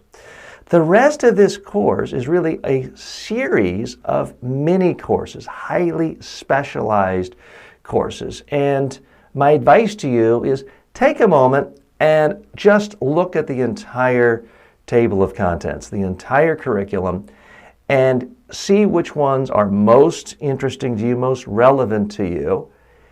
If, and I hope you don't, if you don't have any family member dying and you're not giving a eulogy anytime soon, you can skip the part on how to give a eulogy. If you're not a kid and you don't have kids, you can skip the whole course section on public speaking for kids. So this course is for you. It's designed to be a reference tool, something you can frankly use the rest of your life. You've already purchased it. You have lifetime access to this. So you can think of it almost as, back in the old days, those of you old enough to remember, a reference dictionary was this thick. It's not that you read it all the way through, but it's something you kept in your library or on your desk as a tool you went back to, or the old encyclopedias. It was reference for you for any time you needed it. That's how I've designed this course.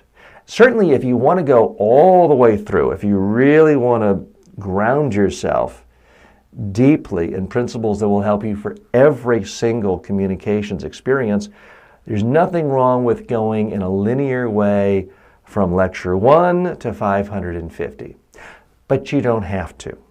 Now, I've designed the course so someone could go right to the section on public speaking for beginners, or right to the section on PowerPoint, and not be lost because of references to earlier things. So each course is done in a standalone fashion.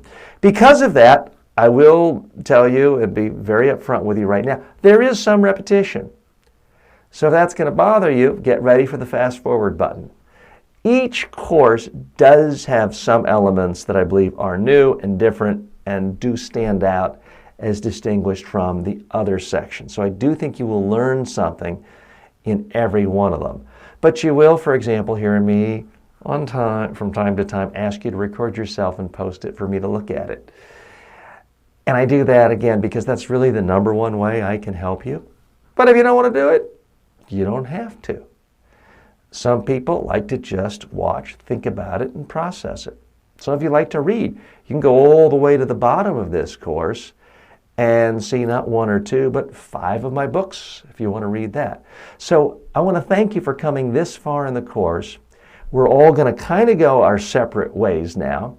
You can pick the sections that seem most relevant to you, and if I can ever help you, of course, all you have to do is message me.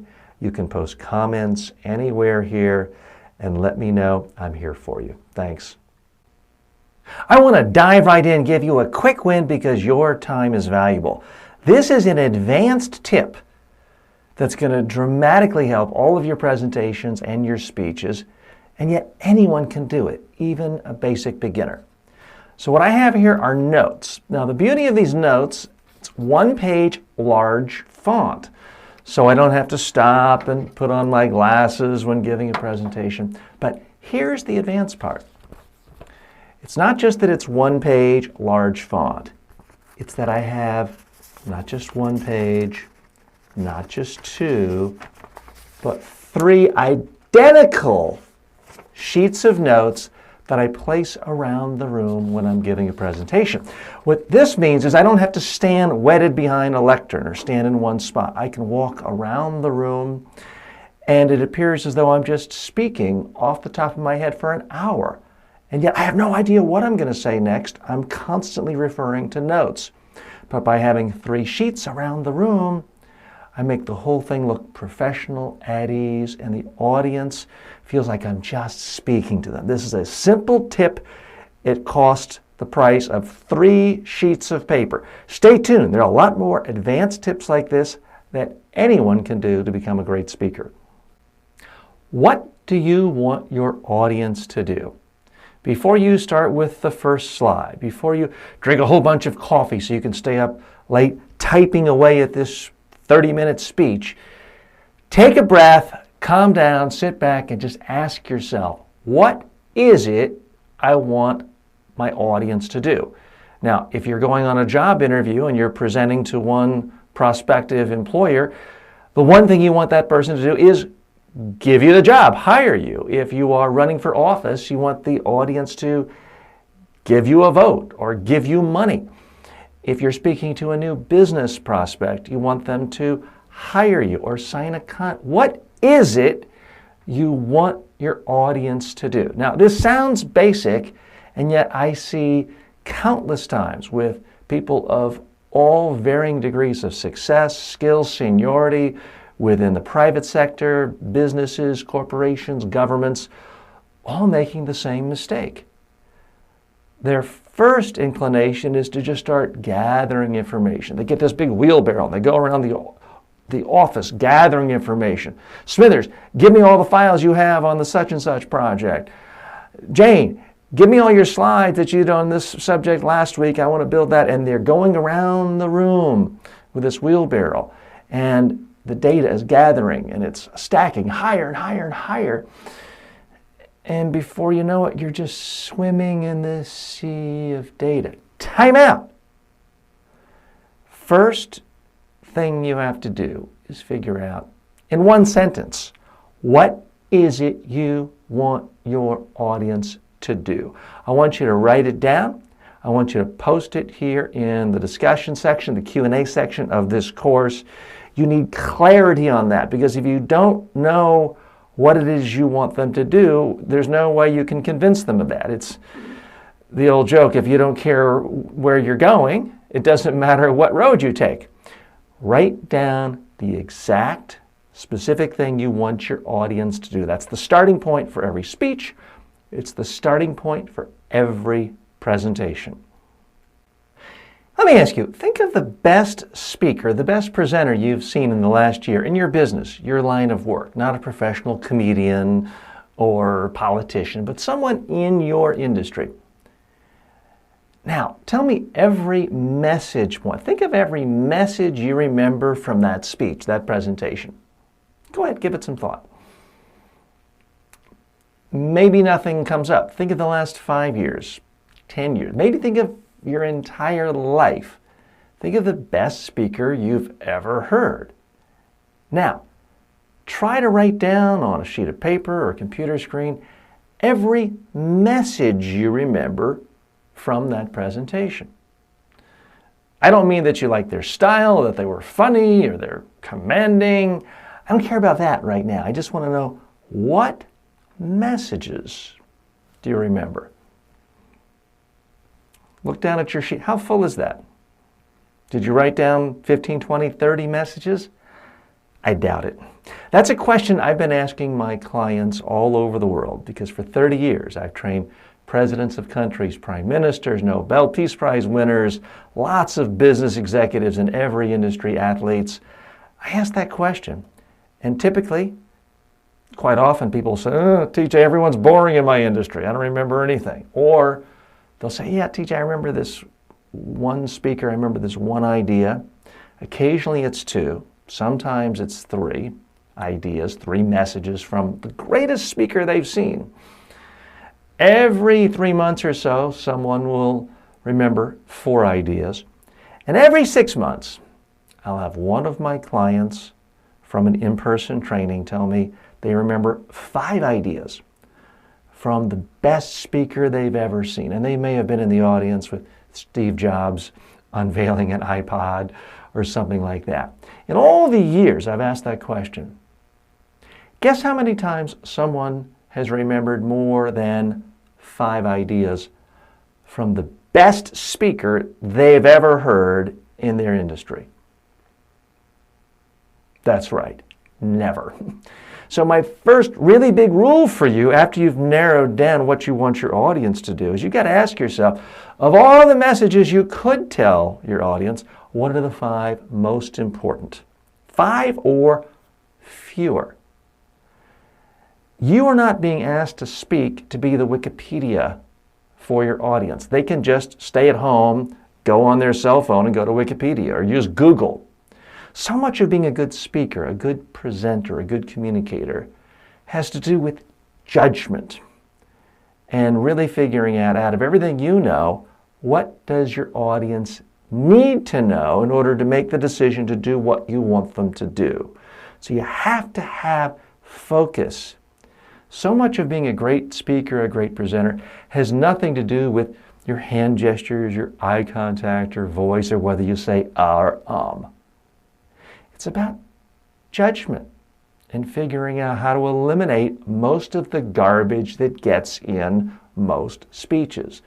Most people, adults in the business world, political world, government world, make the fundamental blunder of simply trying to convey way too many facts, way too many numbers, way too many data points. And it's boring. Your audience doesn't have to know everything about what you do in your job. If they did, they'd have your job.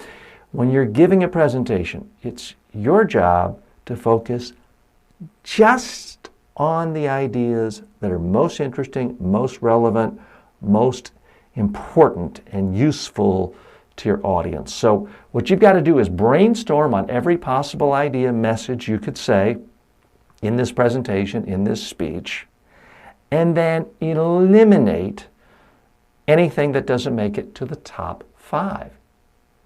If you have a message that's just a boring fact and the audience isn't going to find it interesting or useful, get rid of it. You can always give that as a handout. It's not something you have to spend your time speaking about. More tips in a moment on how to really figure out what the best messages will be. How do you know what messages will actually work on your audience? Well, here's a radical idea for you. Ask people. Yeah, I love Google and the internet and all that, but sometimes just going up to people and asking them what issues are of greatest interest to them can be the most helpful. I remember many years ago, I was working with a political candidate who was running for supervisor of elections in a county in Florida. And this was after a whole situation where voting machines didn't work. The current supervisor of election was going to be voted out of office. There was no doubt. And people were upset their vote didn't count. So all of a sudden there were about 10 candidates running for this supervisor of elections position. My candidate had about the least money of any of the candidates.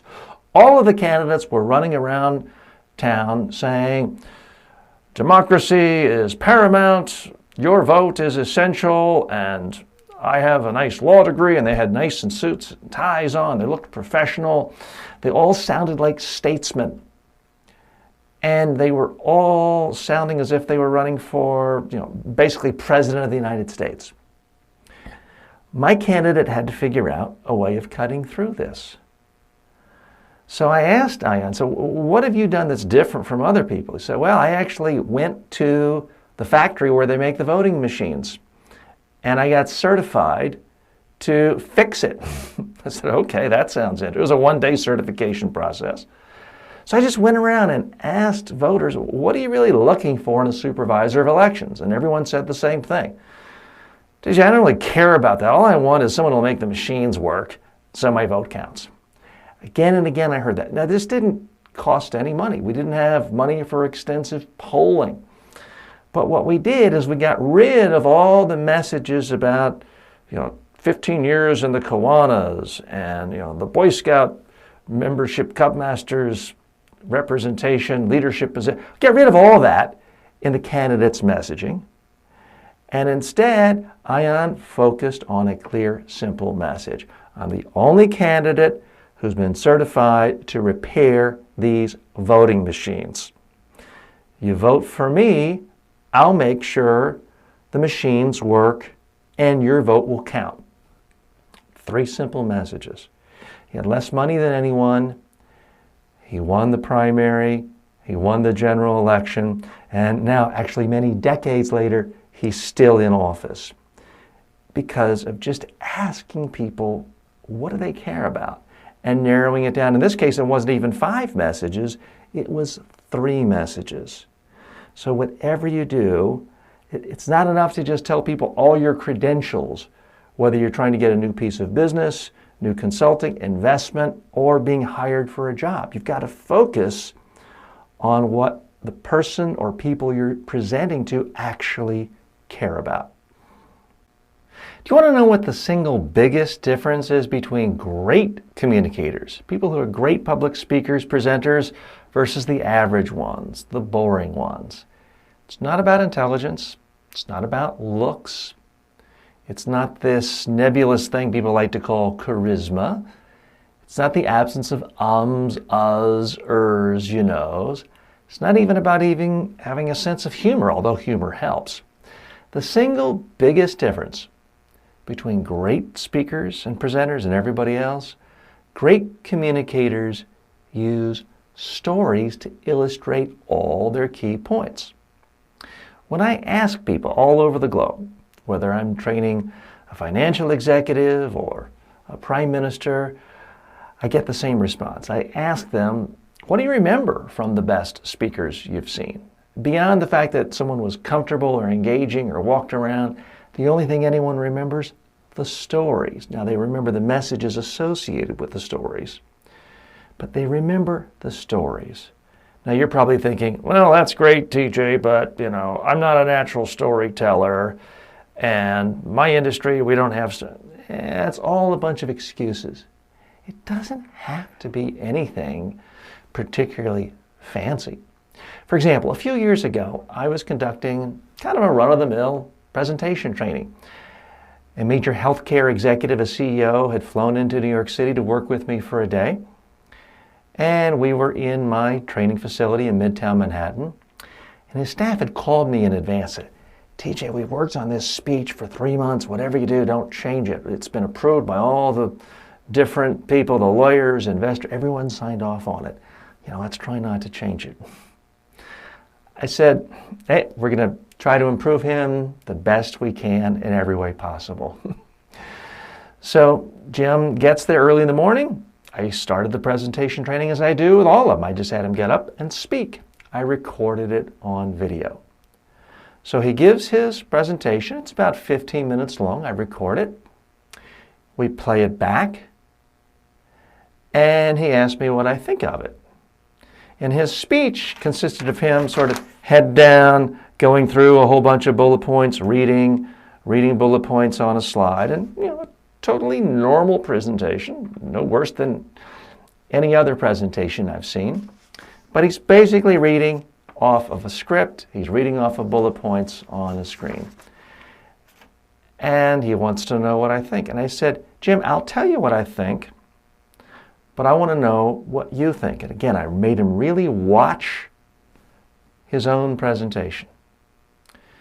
And when it was done, he turned to me and said, oh my God, teacher, it's so boring. I wouldn't want to watch me. What did you think? And I had to say, well, Jim, you seem like a smart fellow. If you think it's incredibly boring, guess what? It is. And we took his speech and we just tore it up into little pieces. We balled it up, and we threw it in the trash can. So, okay, Jim, let's roll up our sleeves. Let's try again. We got a clean sheet of paper. We brainstormed on how many? That's right, just the top 5 ideas that we really wanted to convey to his audience for this presentation. And then he came up with a little story for each one, an example for each one, and he had a single sheet of paper. We got rid of the slides because they were worthless. And this time he just spoke, focused on a few ideas. We recorded it, looked at it. Then he didn't even ask me what I thought. He's like, oh my God, it's 1,000 times better. TJ, you're a genius. Well, I'm not a genius. I'm just getting people to stop boring their audiences to death. Okay, so what did I do there? I just told a little story. Happens to be a true story. There's nothing particularly glamorous or exciting about it. It wasn't in an exotic locale. It's just in my office in Midtown Manhattan. There wasn't any great drama. Nobody cried. Nobody pulled a gun on me. That has happened before. A simple story, but it had a character, had a problem, had a setting, had a little dialogue, had a challenge, it had some emotion involved, and it had a solution. That's all a story is. So if you really want to convey your main messages, you need to package each message with a story. And the story wasn't for me just to be entertaining, it was to convey a very important point. That you don't want to bore your audience. You don't want to just do this boring data dump. You want to have narrowed your message down to 5. But if I just said that in 10 seconds, it goes in one ear and out the other. By telling a story, and it only took a couple of minutes, it allows the audience to visualize it. That's the real power of story, is it forces the audience that you're speaking to, that you're presenting to essentially run a little movie reel along with what you're saying. That triggers the memory process. That's why story is so important. So it's not just about opening your speech with a story or a funny story to loosen people up. No, it's critical to the whole communication process. You need an actual, relevant story, a real story, not some generic motivational starfish story, but a real story about a real problem, a real conversation you had with a real person, a client, a colleague, a customer, a prospect, and how the problem was resolved. If you do that, you're instantly going to be one of the best speakers your audience has seen today, possibly ever. So I need you to start thinking about your stories you're going to use for your messages for the presentation you're going to be delivering. We've got to talk about PowerPoint and visual aids during presentations and speeches. Look, folks, I like PowerPoint. I use PowerPoint all the time. Some of my best friends are PowerPoint. But let's get real here.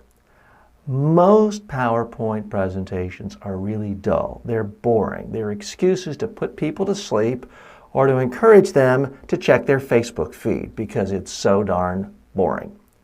Now, there are more than 6,000 books about PowerPoint on Amazon. I've done entire courses on PowerPoint. I'm going to tell you everything you need to know about PowerPoint in just a few minutes right here. For starters, if you're thinking of giving a PowerPoint presentation, time out right there. You're not giving a PowerPoint presentation. You're giving your presentation, your ideas that you have to make come alive for your audience. The PowerPoint slides are just an extra. It's just an enhancement. The second you tell yourself, I'm giving a PowerPoint presentation, for most people it flips a switch and they become boring, robotic, incompetent speakers and presenters. Don't let that happen. My advice, don't create the first slide until you've done some of the things we've already talked about in this course. You've really identified in one sentence the one thing you want your audience to do. You've identified your 5 key ideas, messages to resonate with the audience. You have a story for each one of your message points. Then and only then should you think about having slides to back it up. Now, here are the rules you need to follow if you really want to be successful using PowerPoint. Rule number one idea per slide. When you see 3 bullet points or 10 bullet points, it just doesn't work, folks. I understand that's how it's done in your organization. You've seen other people do it, but there's no evidence that that helps people remember your ideas. If you want notes, remember, I gave you a solution on notes already. Have a single sheet of paper. PowerPoint slides are not for your notes. The next big rule, use images, not text. Now, I love text. I've written half a dozen books. I like to read. I don't have any evidence that putting text on slides that you are projecting actually helps your audience remember it. And guess what? You don't have any audience evidence that that works either. It's just gut. It's just, that's how it's been done before. But you don't really have evidence that putting text up on a slide while you speak to the slide works. So if you want to be effective, put one image per slide that doesn't have text on it. I know this sounds crazy. This isn't how you normally do it. If you want to have lots of text, email that to people in advance, give it as a handout, but don't project it during your presentation. Next, when you're speaking, let people look at you. Don't have a slide up. You want people to look at the slide, put the slide up, and close your mouth and let them look at it. Now, one solution to that is if you hit the letter B on your keyboard, it will black out the screen. If you want people to listen to you, let them just look at you. Don't have anything up there. Any key whatsoever brings back the PowerPoint to wherever it was. So you can be in complete control, even if it's someone's bad PowerPoint. Your boss just gave you a horrible PowerPoint, said deliver this in 5 minutes. You can still control what people look at and when they look at it by using the letter B. Hitting it once blacks out the screen. Hit any key whatsoever, it goes back, and you can advance to the next screen. Here are the 2 rules you need to apply to every PowerPoint slide. 2 questions you need to ask. Does this slide actually make my idea more understandable than me just saying it? And does this slide make my idea more memorable than me just saying it? If you can't say yes to both of those things, it is a horrible slide. Do yourself a favor, do your audience a favor, and throw it in the trash can. I know that sounds harsh, but you know what else is harsh? Being in the middle of your presentation and you look around and everyone in the audience is doing this. I'm trying to help you avoid that harsh reality. And just because you can use PowerPoint doesn't mean that's always the most effective visual aid. Someone like Steve Jobs had unlimited budgets for presentations, known as a great presenter. He used the Apple version of PowerPoint, Keynote, but he didn't rely on that exclusively. When he wanted to unveil a brand new laptop that was extraordinarily thin, he didn't just put up a slide and put the statistics of how wide it was. No, not what he did. He walked over to a table, picked up an envelope. He said, "How thin is this new laptop?" He picked up an envelope, reached in, and pulled the laptop out of the envelope. It was such a powerful message because it was a powerful image. Wow, this laptop is so thin it goes right into an envelope. That's much more powerful than just writing the facts and the specs on a slide and quickly going through the numbers. So remember, you can use props. What did this cost Steve Jobs? 20 cents? So look around you and ask yourself, what tools do you have? What images do you have? What things in real life do you have that will make your ideas come alive for your audience? If you're just looking for the poor man's, the poor woman's teleprompter, you are not looking in the right place. There's nothing like a good old-fashioned piece of paper if you just need notes for what you want to say. Okay, I've been easy on you so far. I haven't asked you to do a lot. Now it's time to put some of these things together. It's time to create your own cheat sheet for your speech, for your presentation. I never speak off the top of the head. Let me tell you a little secret. I have a horrible memory. I can never remember what my next point is or what the next slide is. But guess what? I don't have to. I cheat. Simple sheet of paper. You heard me talk about this in the first video. Amazingly simple tool. It cost 5 cents or less, and yet most people don't do it. They feel this need to, let me work hard and try to remember and memorize, or let me put all the notes on the PowerPoint slide, which is the worst thing. No, or let me wing it. No, they don't wing it. Have a plan and stick to it. This is a plan. So what I want you to do is to really isolate your 5 main ideas, write them down, type them up, and then a word or two for your main examples, a couple of words to remind you for the stories. If you have a particular statistic or fact or number you're afraid you'll forget, put that down. But it really should be as tight and as focused. This is an hour-long keynote speech. These are all the notes that I need. So that's what I want you to do now. This is frankly 1,000 times easier than writing out a speech word for word.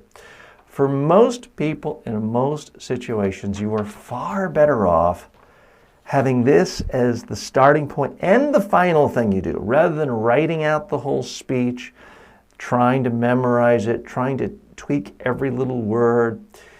If you are a president of a country or a major finance minister and any one wrong word can cause a scandal or destroy businesses or an economy or start a war, well, yes, then it makes sense to write out every single word and have it vetted and looked at. But for most people, 99.99% of the world, the big problem is not that we get one word wrong.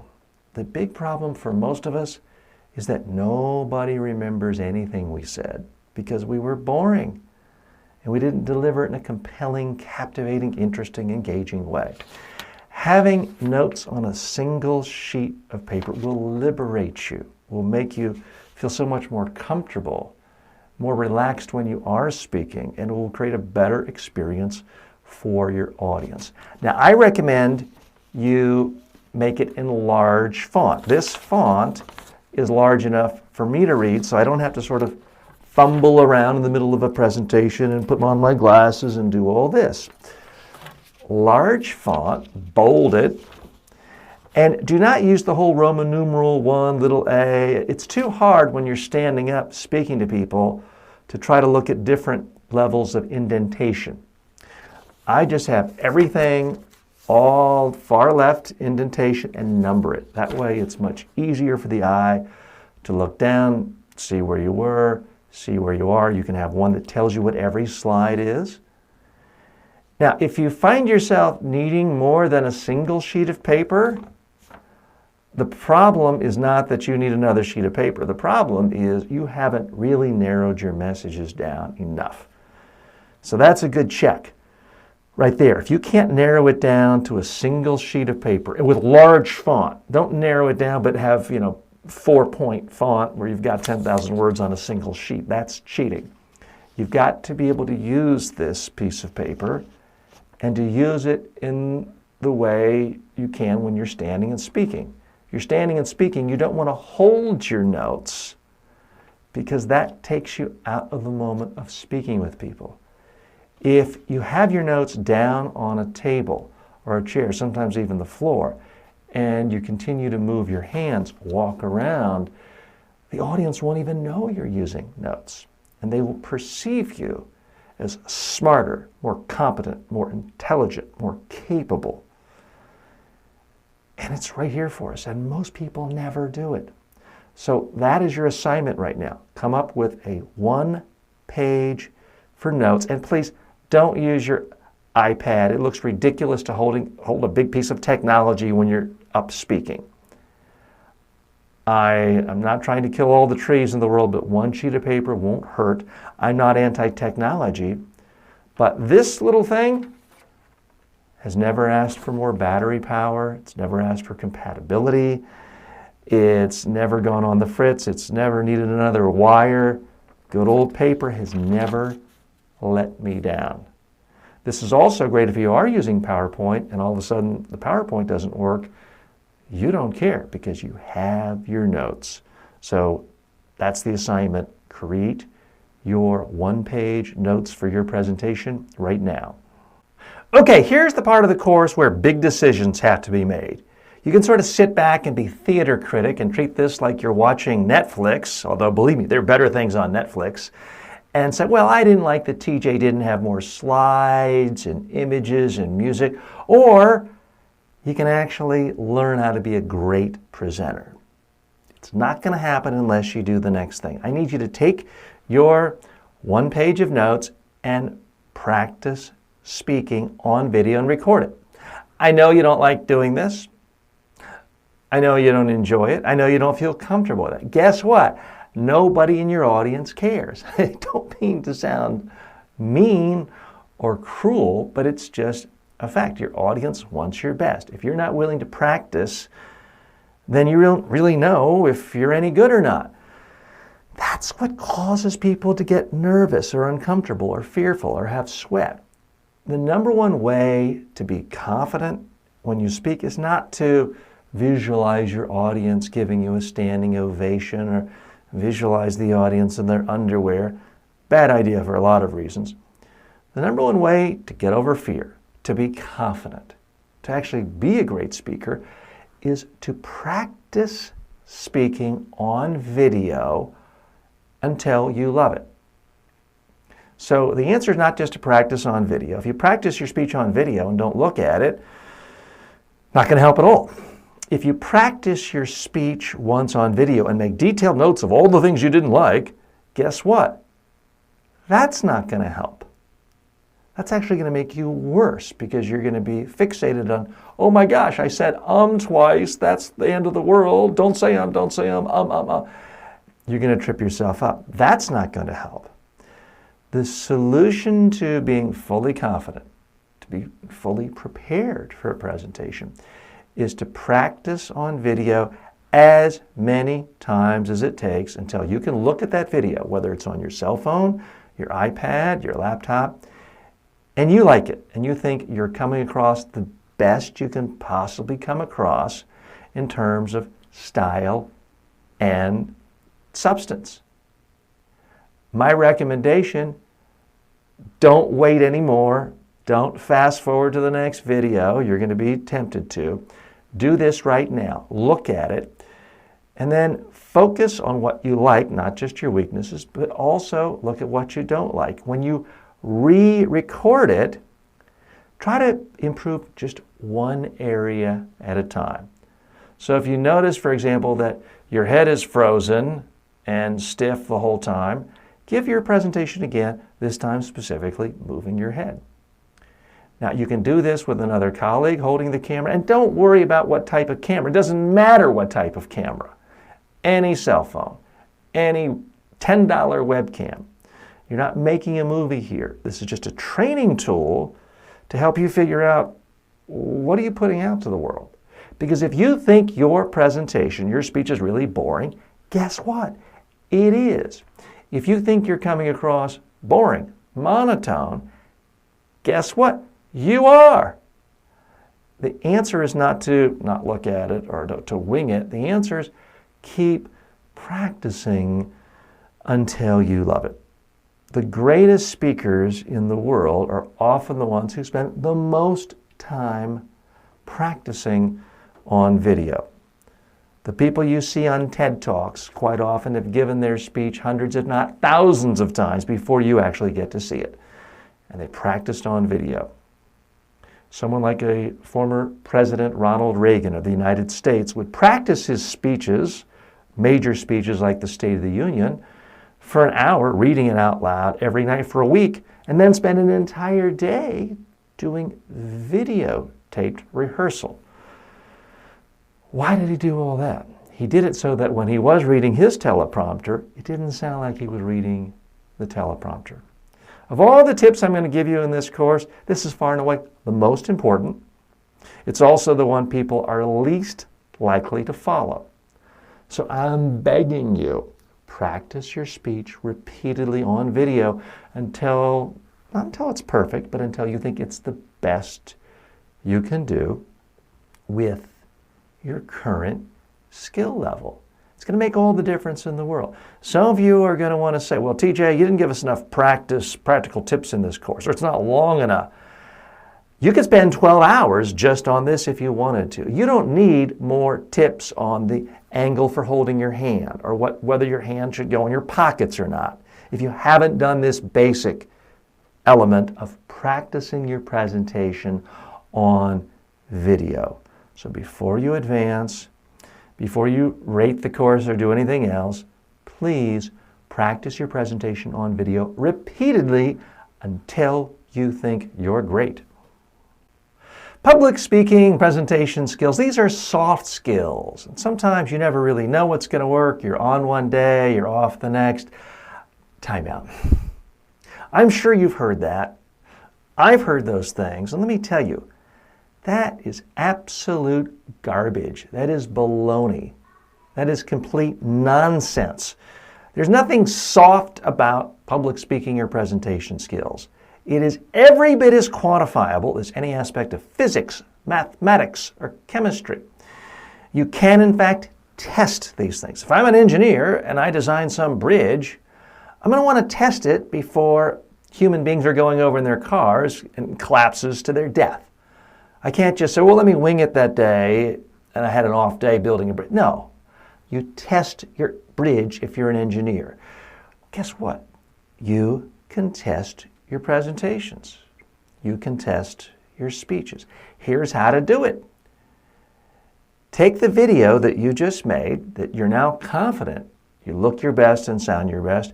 Email that video to 2 or 3 people who are similar in mindset to the audience you're going to be speaking to. Send it to them, and then call them up or text them. Here's the thing. Don't ask them what they think. They're your friends, they're your colleagues. They're going to say, oh, you were great, you were fine, good job, very professional. Completely worthless feedback. That's not what we're after. You want to ask them, what stands out? What do you remember? How would you summarize this presentation to a colleague who didn't hear me? And here's what you're listening for. Did they tell you the 5 or fewer ideas, the messages you really cared about when you prepared this presentation? Can they throw them back in your face? Maybe a different order, that's fine. Different wording, that's fine. But can they, in fact, remember your messages and talk about them and throw it back? If they can't remember your messages, guess what? You failed. If you're using slides, ask them what slides they remember. If they say, oh, well, the slides were really professional, guess what? It means your slides were useless. If they can't remember your slides, throw them in the trash cans. You need to find out what stories they remember, what messages they remember, what slides they remember. And do they feel compelled to take the action you wanted them to take when you started this whole process? So test this. Now, sometimes you could be in an organization, an office. You could test with 3 or 4 colleagues at lunchtime or in the morning while people are having coffee. Test in front of live people, get feedback. Again, we're not so much concerned about them saying, well, you touched your pinky once or you said one. People are going to give you a lot of advice.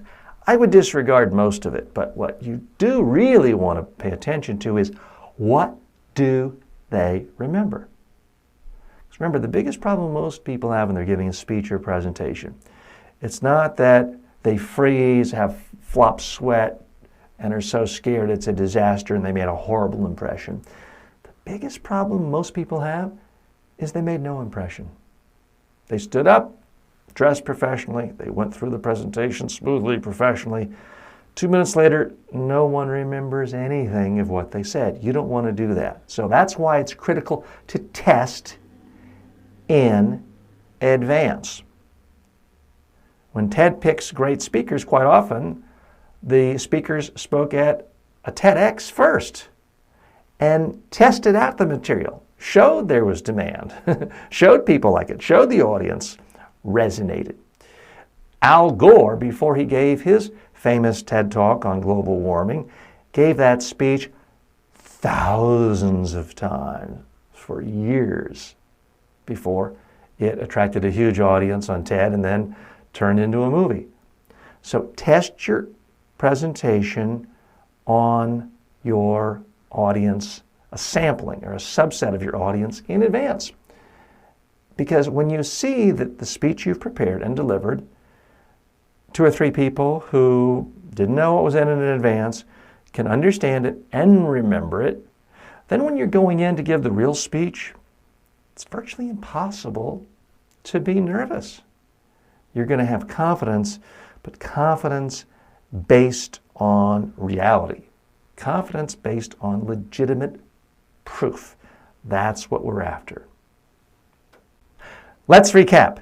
You've identified in one sentence what it is you want your audience to do. You brainstormed on messages that might motivate them to do that. You've narrowed it down to your top 5. You've come up with a story for each one. You've come up with a slide or an image or a prop to help each message point, if you want to use visuals. You have a single sheet of notes to help you remember. You've practiced your speech on video numerous times until you've liked it. You've then showed it to other colleagues, and you've improved it and refined it even more until your colleagues are not just liking you as a speaker, but remembering the key messages and the ideas that are really important to you. Now that you've done that, now that you actually have a presentation that you know works, I want to look at it and give you my professional critique. And others here in the class will give you their feedback as well. So upload the video to YouTube or any other file sharing site you want. Post it in the discussion section or the Q&A section of this course. Any way you can get it to us to look at it, I will personally look at this video and give you my critique, my feedback on what you're doing well and where you need to improve. I'll tell you, most people don't take advantage of it. I don't get paid any extra for it. This is something people pay a lot of money for me to do in real life, and you can get this right here now for the low cost of what you paid to be in this course. So take advantage of it. Don't just watch videos and think you've become a better speaker. That's not how people become better speakers. You don't become a better swimmer by reading books or watching videos on swimming. You have to get in and swim. That's what I need you to do. So to take it to the final level, I need you to post your speech, your presentation, right here.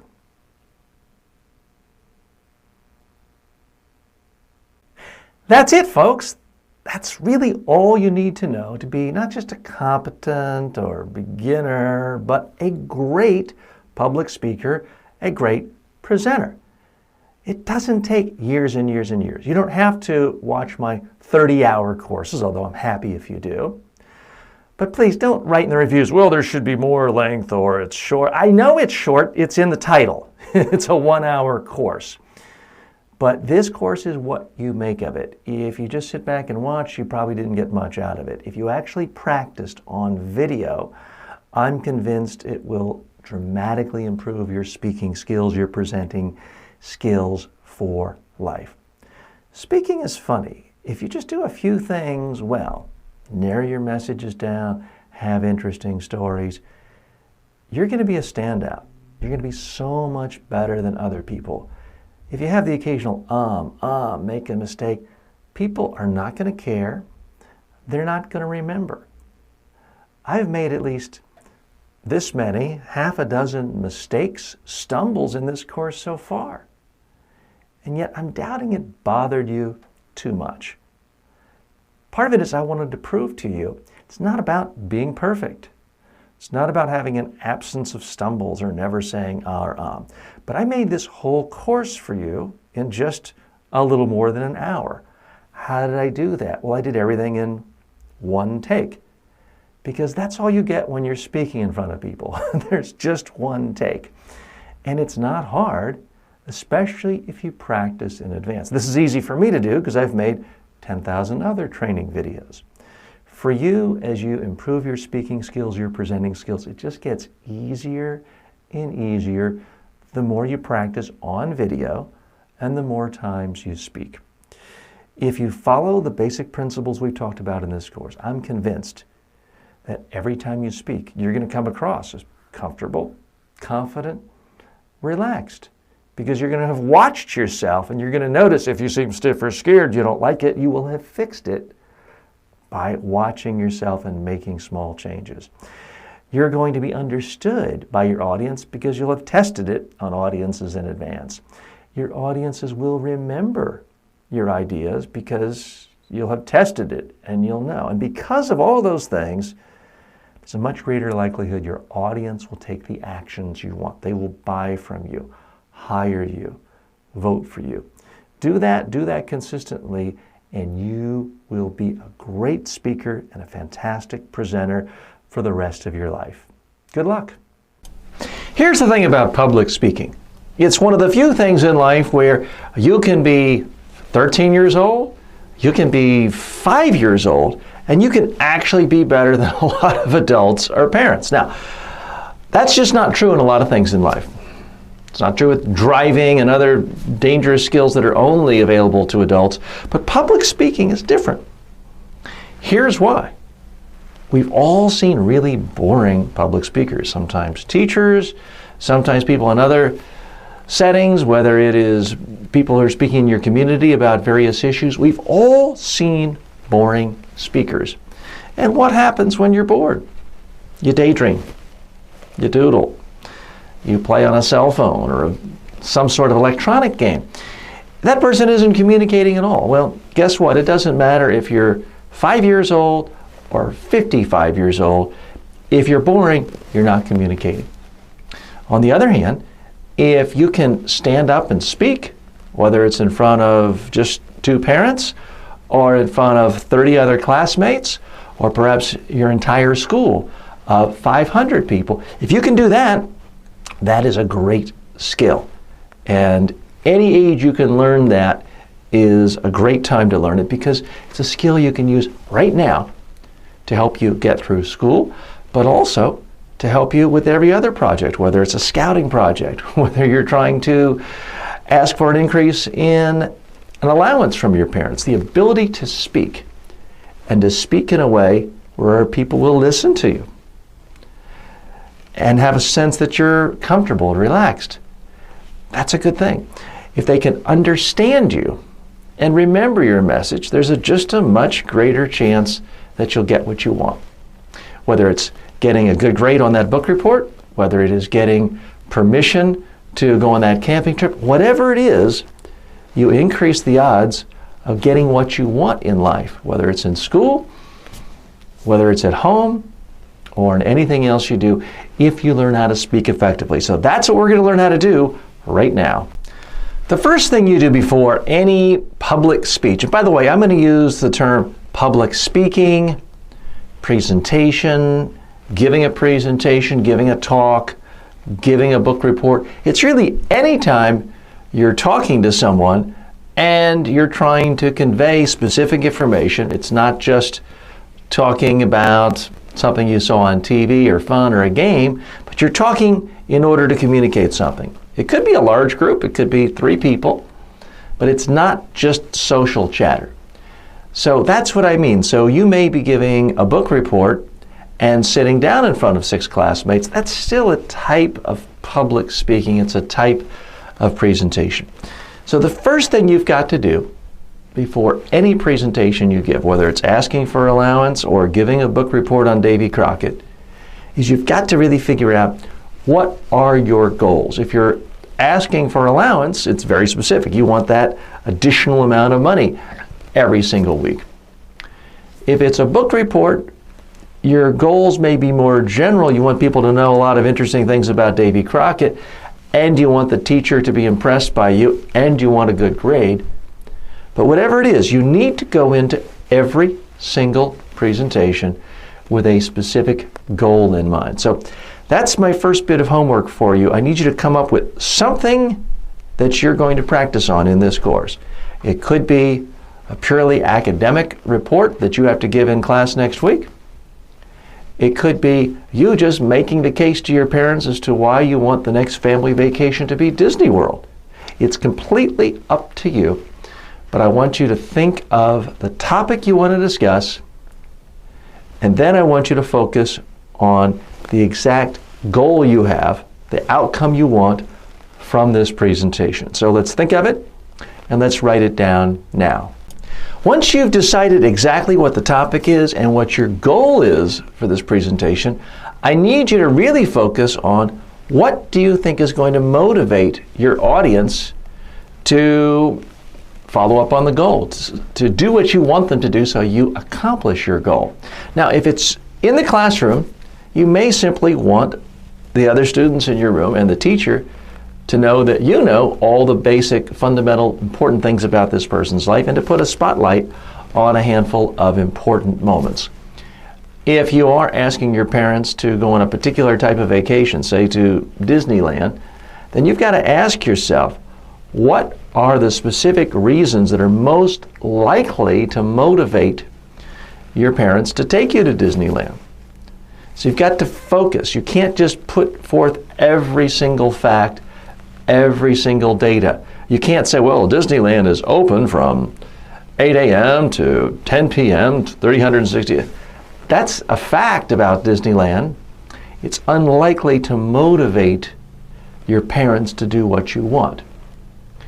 So you can't look at all the facts of a person's life if you're giving a book report on their life, because if it's just the person was born on this day and this month and this year in 1872, who cares? Why should anyone really care about that unless you explain it in proper context? So the biggest problem for most people speaking, whether they're students, whether they're adults, whether they're teachers, is they just throw out so much stuff that frankly isn't interesting.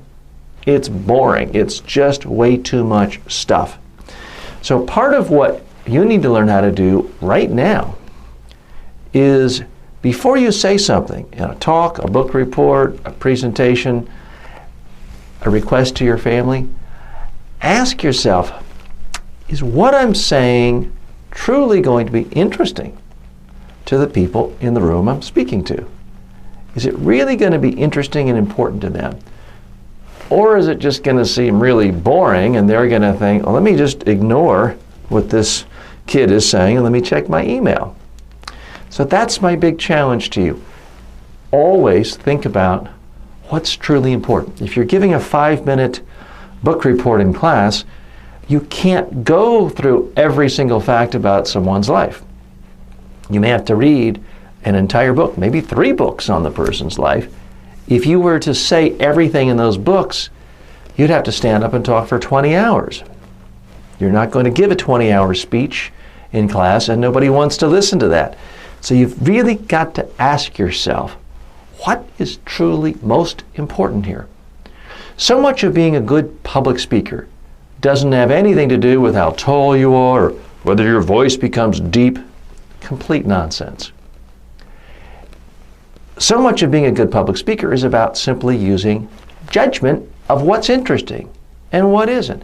You already have judgment. You've been deciding your whole life what TV shows are interesting, what's boring, what video games are interesting, what's boring, what teachers are interesting, what's boring. So you already know what's boring and what's not. So you need to apply that same rule to the stuff you're talking about. Focus on what's interesting. So I need you to come up with a handful of messages that are going to make the case. Again, it doesn't matter if you're making a presentation to your parents on where to go for vacation. If you are giving a book report, a biography on someone, focus on what's really most important, the top 5 ideas. Now, if you're giving a 20-minute presentation on an entire term paper that you've worked on for months, I understand you'll have to go beyond 5 points, but for starters, let's really make sure we know what's most important. We can always add more. So that's your homework now. Come up with a list of the 5 most important points you're trying to convey, in this presentation to your classmates, friends, family, or teachers. Anytime you're presenting and you're coming up with your messages, you've always got to ask yourself, what is it I really care about? And why do I care about this? I've been teaching people on public speaking for 30 years. And I can tell you, it doesn't matter if it's somebody 5 years old or 85 years old. Across the globe, what audiences like is when they're seeing somebody speak who seems like they care about the topic, who seems passionate about the subject. Now, I understand you can't be passionate and excited about everything. Your teacher may give you some assignment, and it's just not the most exciting one in the world. You've still got to find what about this particular topic is more interesting than other stuff. If you want people to pay attention to you, if you want to get a good grade, if you want to seem like you understand a subject, then you've got to talk about it with a little passion. You've got to seem like you care, because here's the thing. If you don't care, no one else will either, and everyone else will just be daydreaming, doodling. They'll be thinking about something else, and they're just going to zone out. That's the biggest problem most people have when they are giving a talk, a speech, a book report. It's not that they look so nervous and there's sweat coming down their face and they have to run out of the room.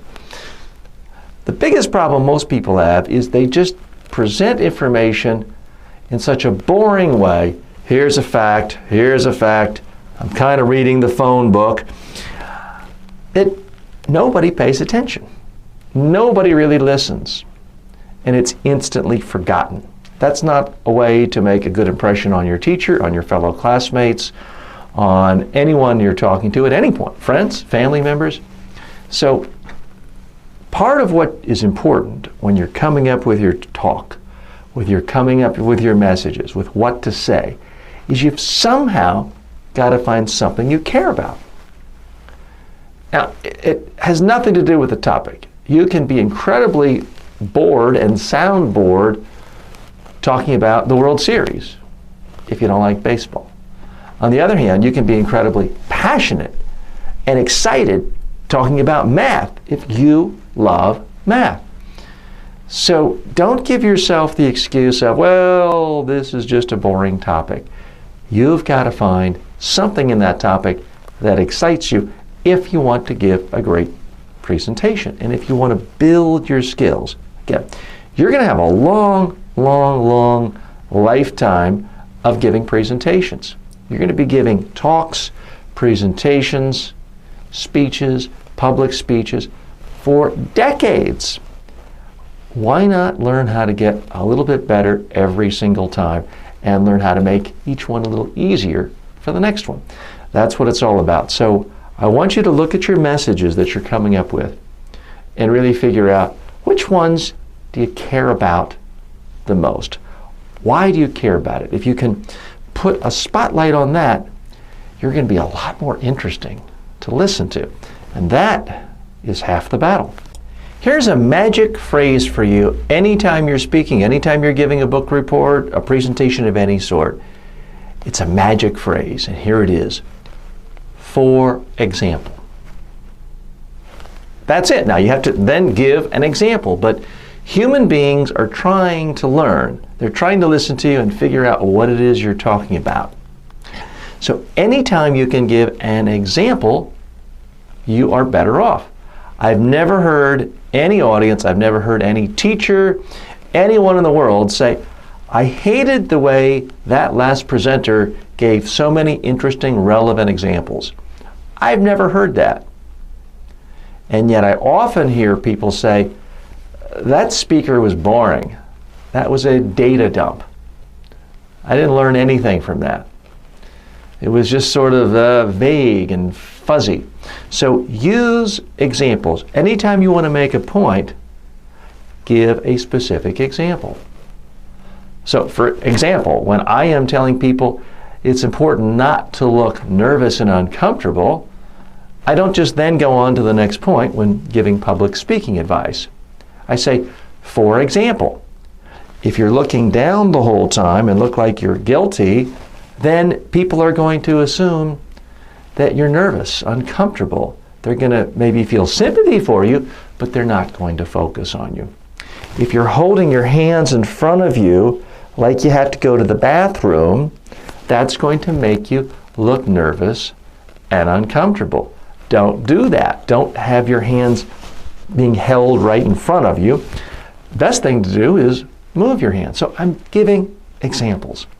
So think of examples for every one of your messages that you've written down, because in a moment we're going to start practicing our presentations. Get ready, come up with those examples for each one of your 5 main points. So in a few minutes we're actually going to deliver our presentation and practice it on video. It's a big moment, and it's really the most important element of this whole training. But before we do, I want to make life easier for you. Now, in school, I would never ever suggest you cheat. It's not the right thing to do. It's not ethical. It's not moral. Plus, if you get caught, penalties are severe. But when you are giving a presentation, a talk, doesn't matter if it's to your scouting troop, doesn't matter if it's to school, family, I do recommend that you have a cheat sheet. Now, by that I mean just a single sheet of paper that's got some notes. Big, bold letters, not whole sentences, not whole paragraphs. Because here's something I guarantee you that's true. It's true of students in every first grade class. It's true of students in college. It's true of adults who are 85 years old. And here's the big truth. Human beings can't stand it when someone reads to them, because when you read to them, your voice goes flat, monotone, there's no eye contact, the facial expressions are flat, and you're sort of ignoring the audience. And audiences just don't like that. So I recommend do not ever read when you're giving a presentation. Now, of course, there are exceptions. If you are quoting Patrick Henry or any other famous author and you want to get it just right, well, certainly it's fine to glance down and read.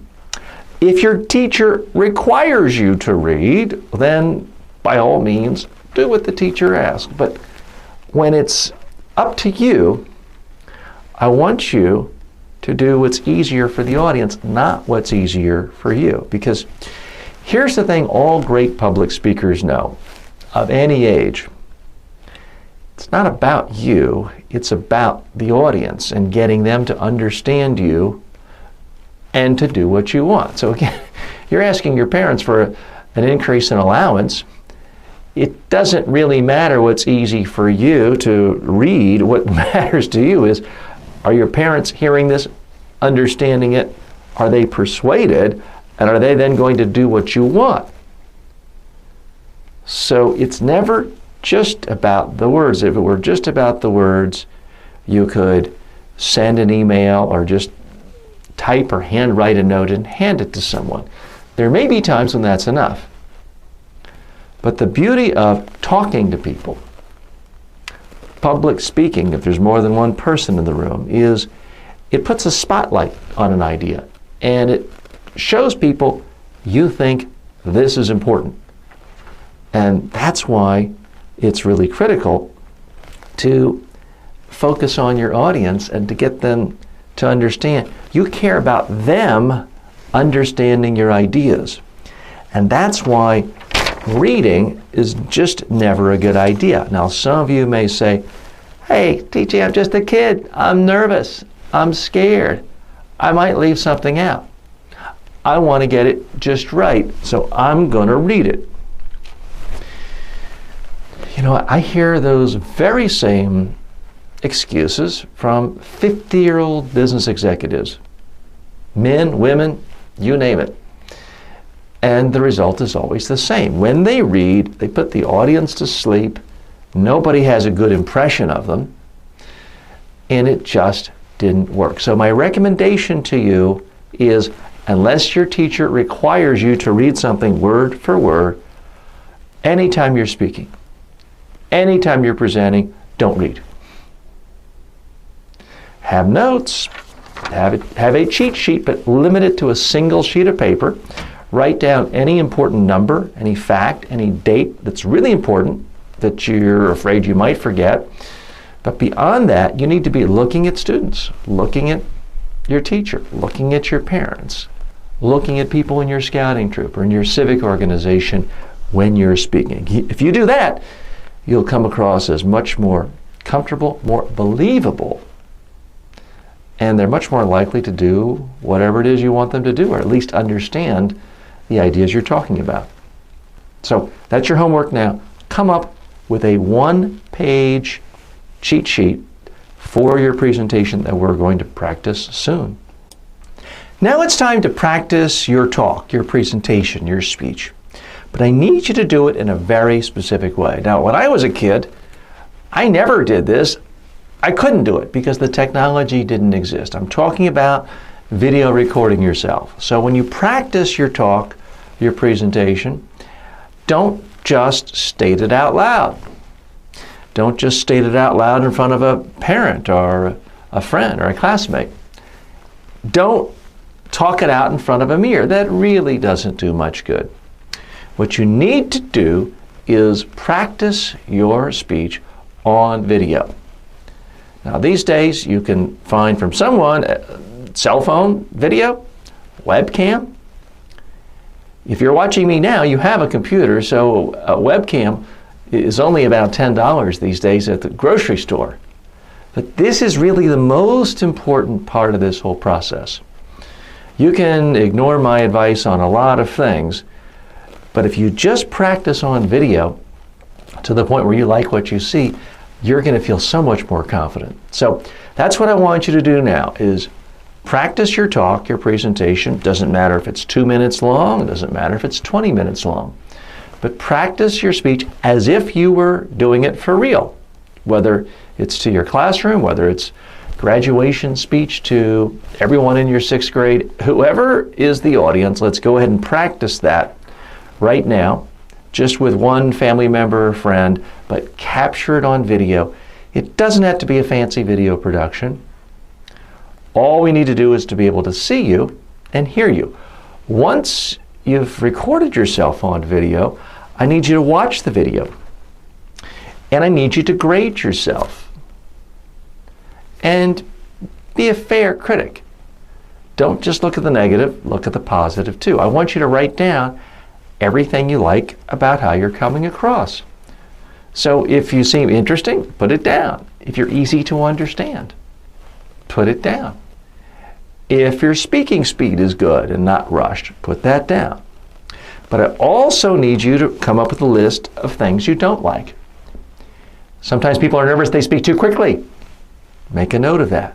Or people get scared and they speak so softly that it's hard to understand them. If you're speaking so softly, make a note of that. If you're fidgeting with your fingers the whole time or hands and look nervous, put that down. So that's your homework. I need you to video record yourself, watch it, giving your speech, write a list of what you like and what you don't like. And if you want to ask a parent, classmate, someone else to do this with you too, fine. Sometimes it's hard to judge ourselves. It's good to get independent feedback. But we're not looking for just criticism and we're not looking for all praise. We really want to get an accurate sense of what's working and what isn't. Do that now. So, how'd you do? I hope you have a decent sized list of things you like, how you came across, how you smiled, how you looked comfortable. But there also should be a list of things you don't like. Did you look scared? Did your voice end up on the end of every sentence, making it sound like you doubt yourself? Whatever it is, look at that list. So we're going to do this all again, but this time I want you to do more of the things you liked when you presented. I want you to look at the list of the things you don't like. And I want you to focus on just one of those things. So maybe it was speaking too quickly, and all you're going to do this time is try to slow down how quickly you speak. I don't want you to try to fix 10 problems if there are 10 things you don't like. That's not how you learned any other skill. You didn't go to math class one day and just instantly learn addition, subtraction, multiplication, and division. You learned one step at a time. I want you to do the same thing with public speaking. So I want you to focus on just one thing that you didn't like from this last presentation. The style of it, how you came across, how you moved, how you sounded. And let's do the whole thing again, video recorded again, analyze it again, making a detailed list. What did you like? Ideally, that list grows. What did you not like? Ideally, that list shrinks by 1. Please do that now. Congratulations. If you've done what I've asked in this course, and it really all boils down to one thing, have you practiced your presentation on video until you like it? If you've done that, congratulations, you pass. You are prepared to give presentations tomorrow, next week, next semester. But more important, if you actually follow this on a regular basis, this is a skill that's going to help you throughout your whole life, because you're going to be giving a lot of presentations in your life. Most people aren't very good. Most people aren't comfortable with it. Most people are nervous. If you've actually followed the exercises we've talked about in this course, you're going to be way, way ahead of most of your friends, your peers, your colleagues, because you're not going to be nervous when you're giving presentations, because you're going to know the secret of how to come across confident, comfortable, and relaxed, and you're going to know that you're doing your very best. You're not going to have to wonder about, oh, should I have done this, or am I coming across okay? You're going to know. Doesn't mean every single presentation you give, everyone will love you or remember everything and give you what you want, but it does mean that you will have done your best. Good luck with all your presentations in life. I'm TJ Walker. Thanks for being a part of this course. So you've sent out resumes, you've networked, that's great, but it only takes you so far. It takes you to the job interview. It's extraordinarily rare to actually get hired for a job, especially a well-paying job, without going through a job interview. Now, this gets a lot of people nervous, uncomfortable. What do I say? I don't know what to do. I feel awkward. Well, you've got to really step back and come up with a game plan before you go into every single job interview. Let's look at what the fundamental goal is of this job interview. The goal for you is to get a job offer. Now, you may have tons of job offers. You might not have had a job offer in 10 years. Doesn't matter. You still want them to want you. You want an official offer. You can then either accept or turn down or start the negotiation process. But let's not lose sight of what this job interview is about. It's not about you answering all the questions correctly. Now, you do have to answer questions. It's not about you showing them you're smarter than anyone else. It's not about you simply showing up on time. It's not about you going through your resume in chronological order.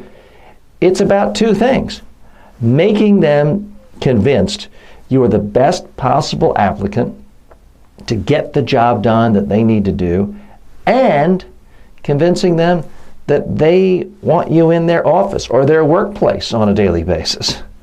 Because human beings are social. They won't tell you this in the job interview, but nobody wants to be around someone all day long at the coffee pot or conference rooms who is annoying, who is obnoxious, who doesn't seem like a team player. So you need them to like you. You actually need them to make them think this would be a good addition to our team.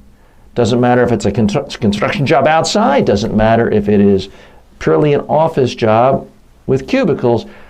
You've got to make them convinced that you're likable and that you have the qualifications, the skills, the drive, the passion to get the job done. So everything else I say in this course is about helping you ultimately get the job and accomplishing those two objectives in the job interview. The first part of preparing for any job interview happens long before you ever step foot in that office. You've got to do your research. Now, it constantly amazes me how many people will spend 2, 4, 6, 8 hours a day clicking and responding to job requests, sending out a resume. They'll spend all that time, end of a week, they've spent dozens and dozens of hours sending out resumes. And now you've finally got a job interview. Maybe it's only the first interview in 3 weeks, and you spend almost no time doing research for that interview. Now, you've got to do a lot more than simply going to the organization's website. Of course, you have to go to their website.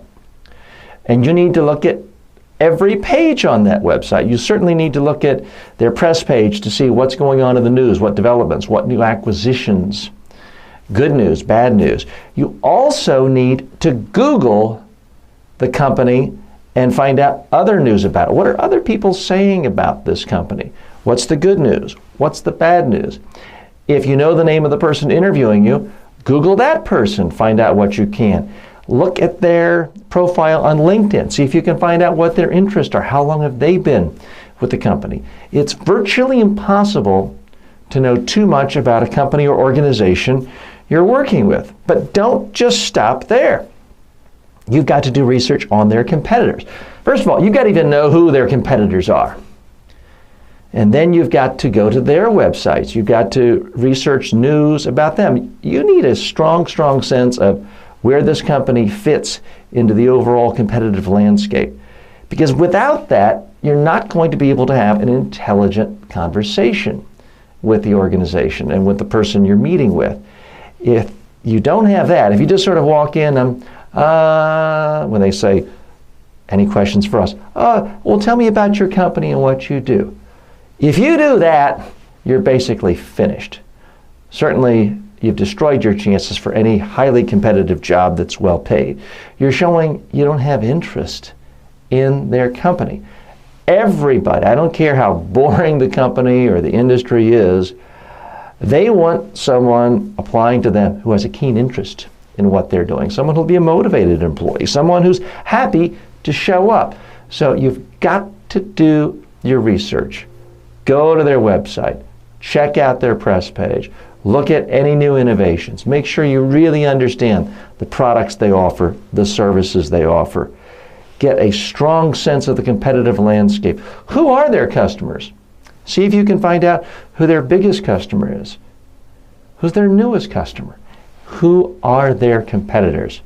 Also, do some research on the top executives of the company, even if you're not meeting with them. The more you know about what they do, what they like, what they don't like, even the charities they're involved with, it can't hurt.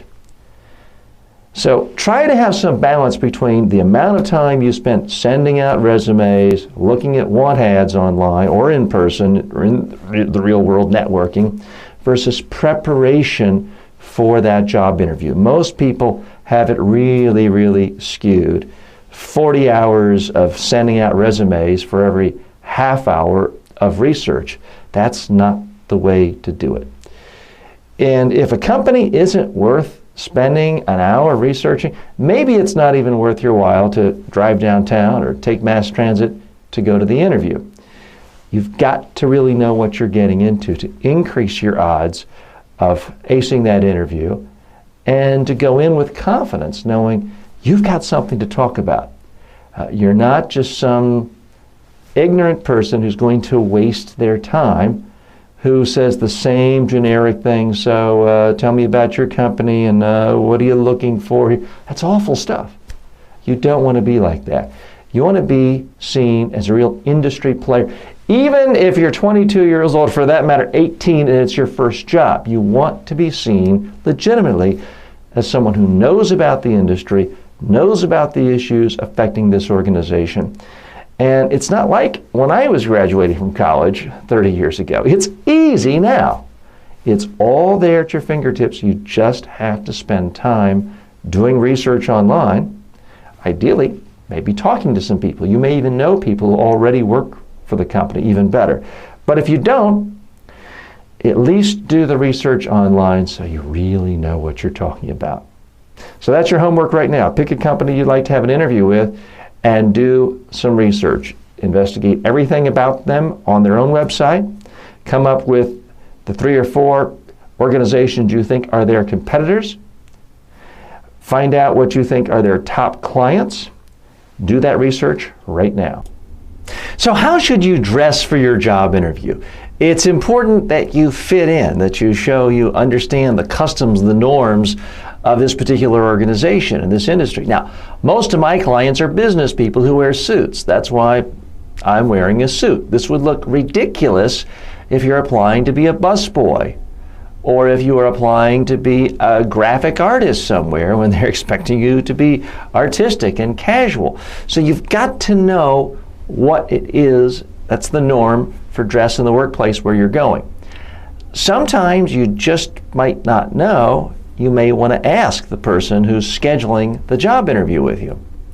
Now, if all else fails, most of the time you're in good shape if you dress slightly more formal than you might otherwise. So if you really don't know, there's nothing wrong most of the time for any kind of office job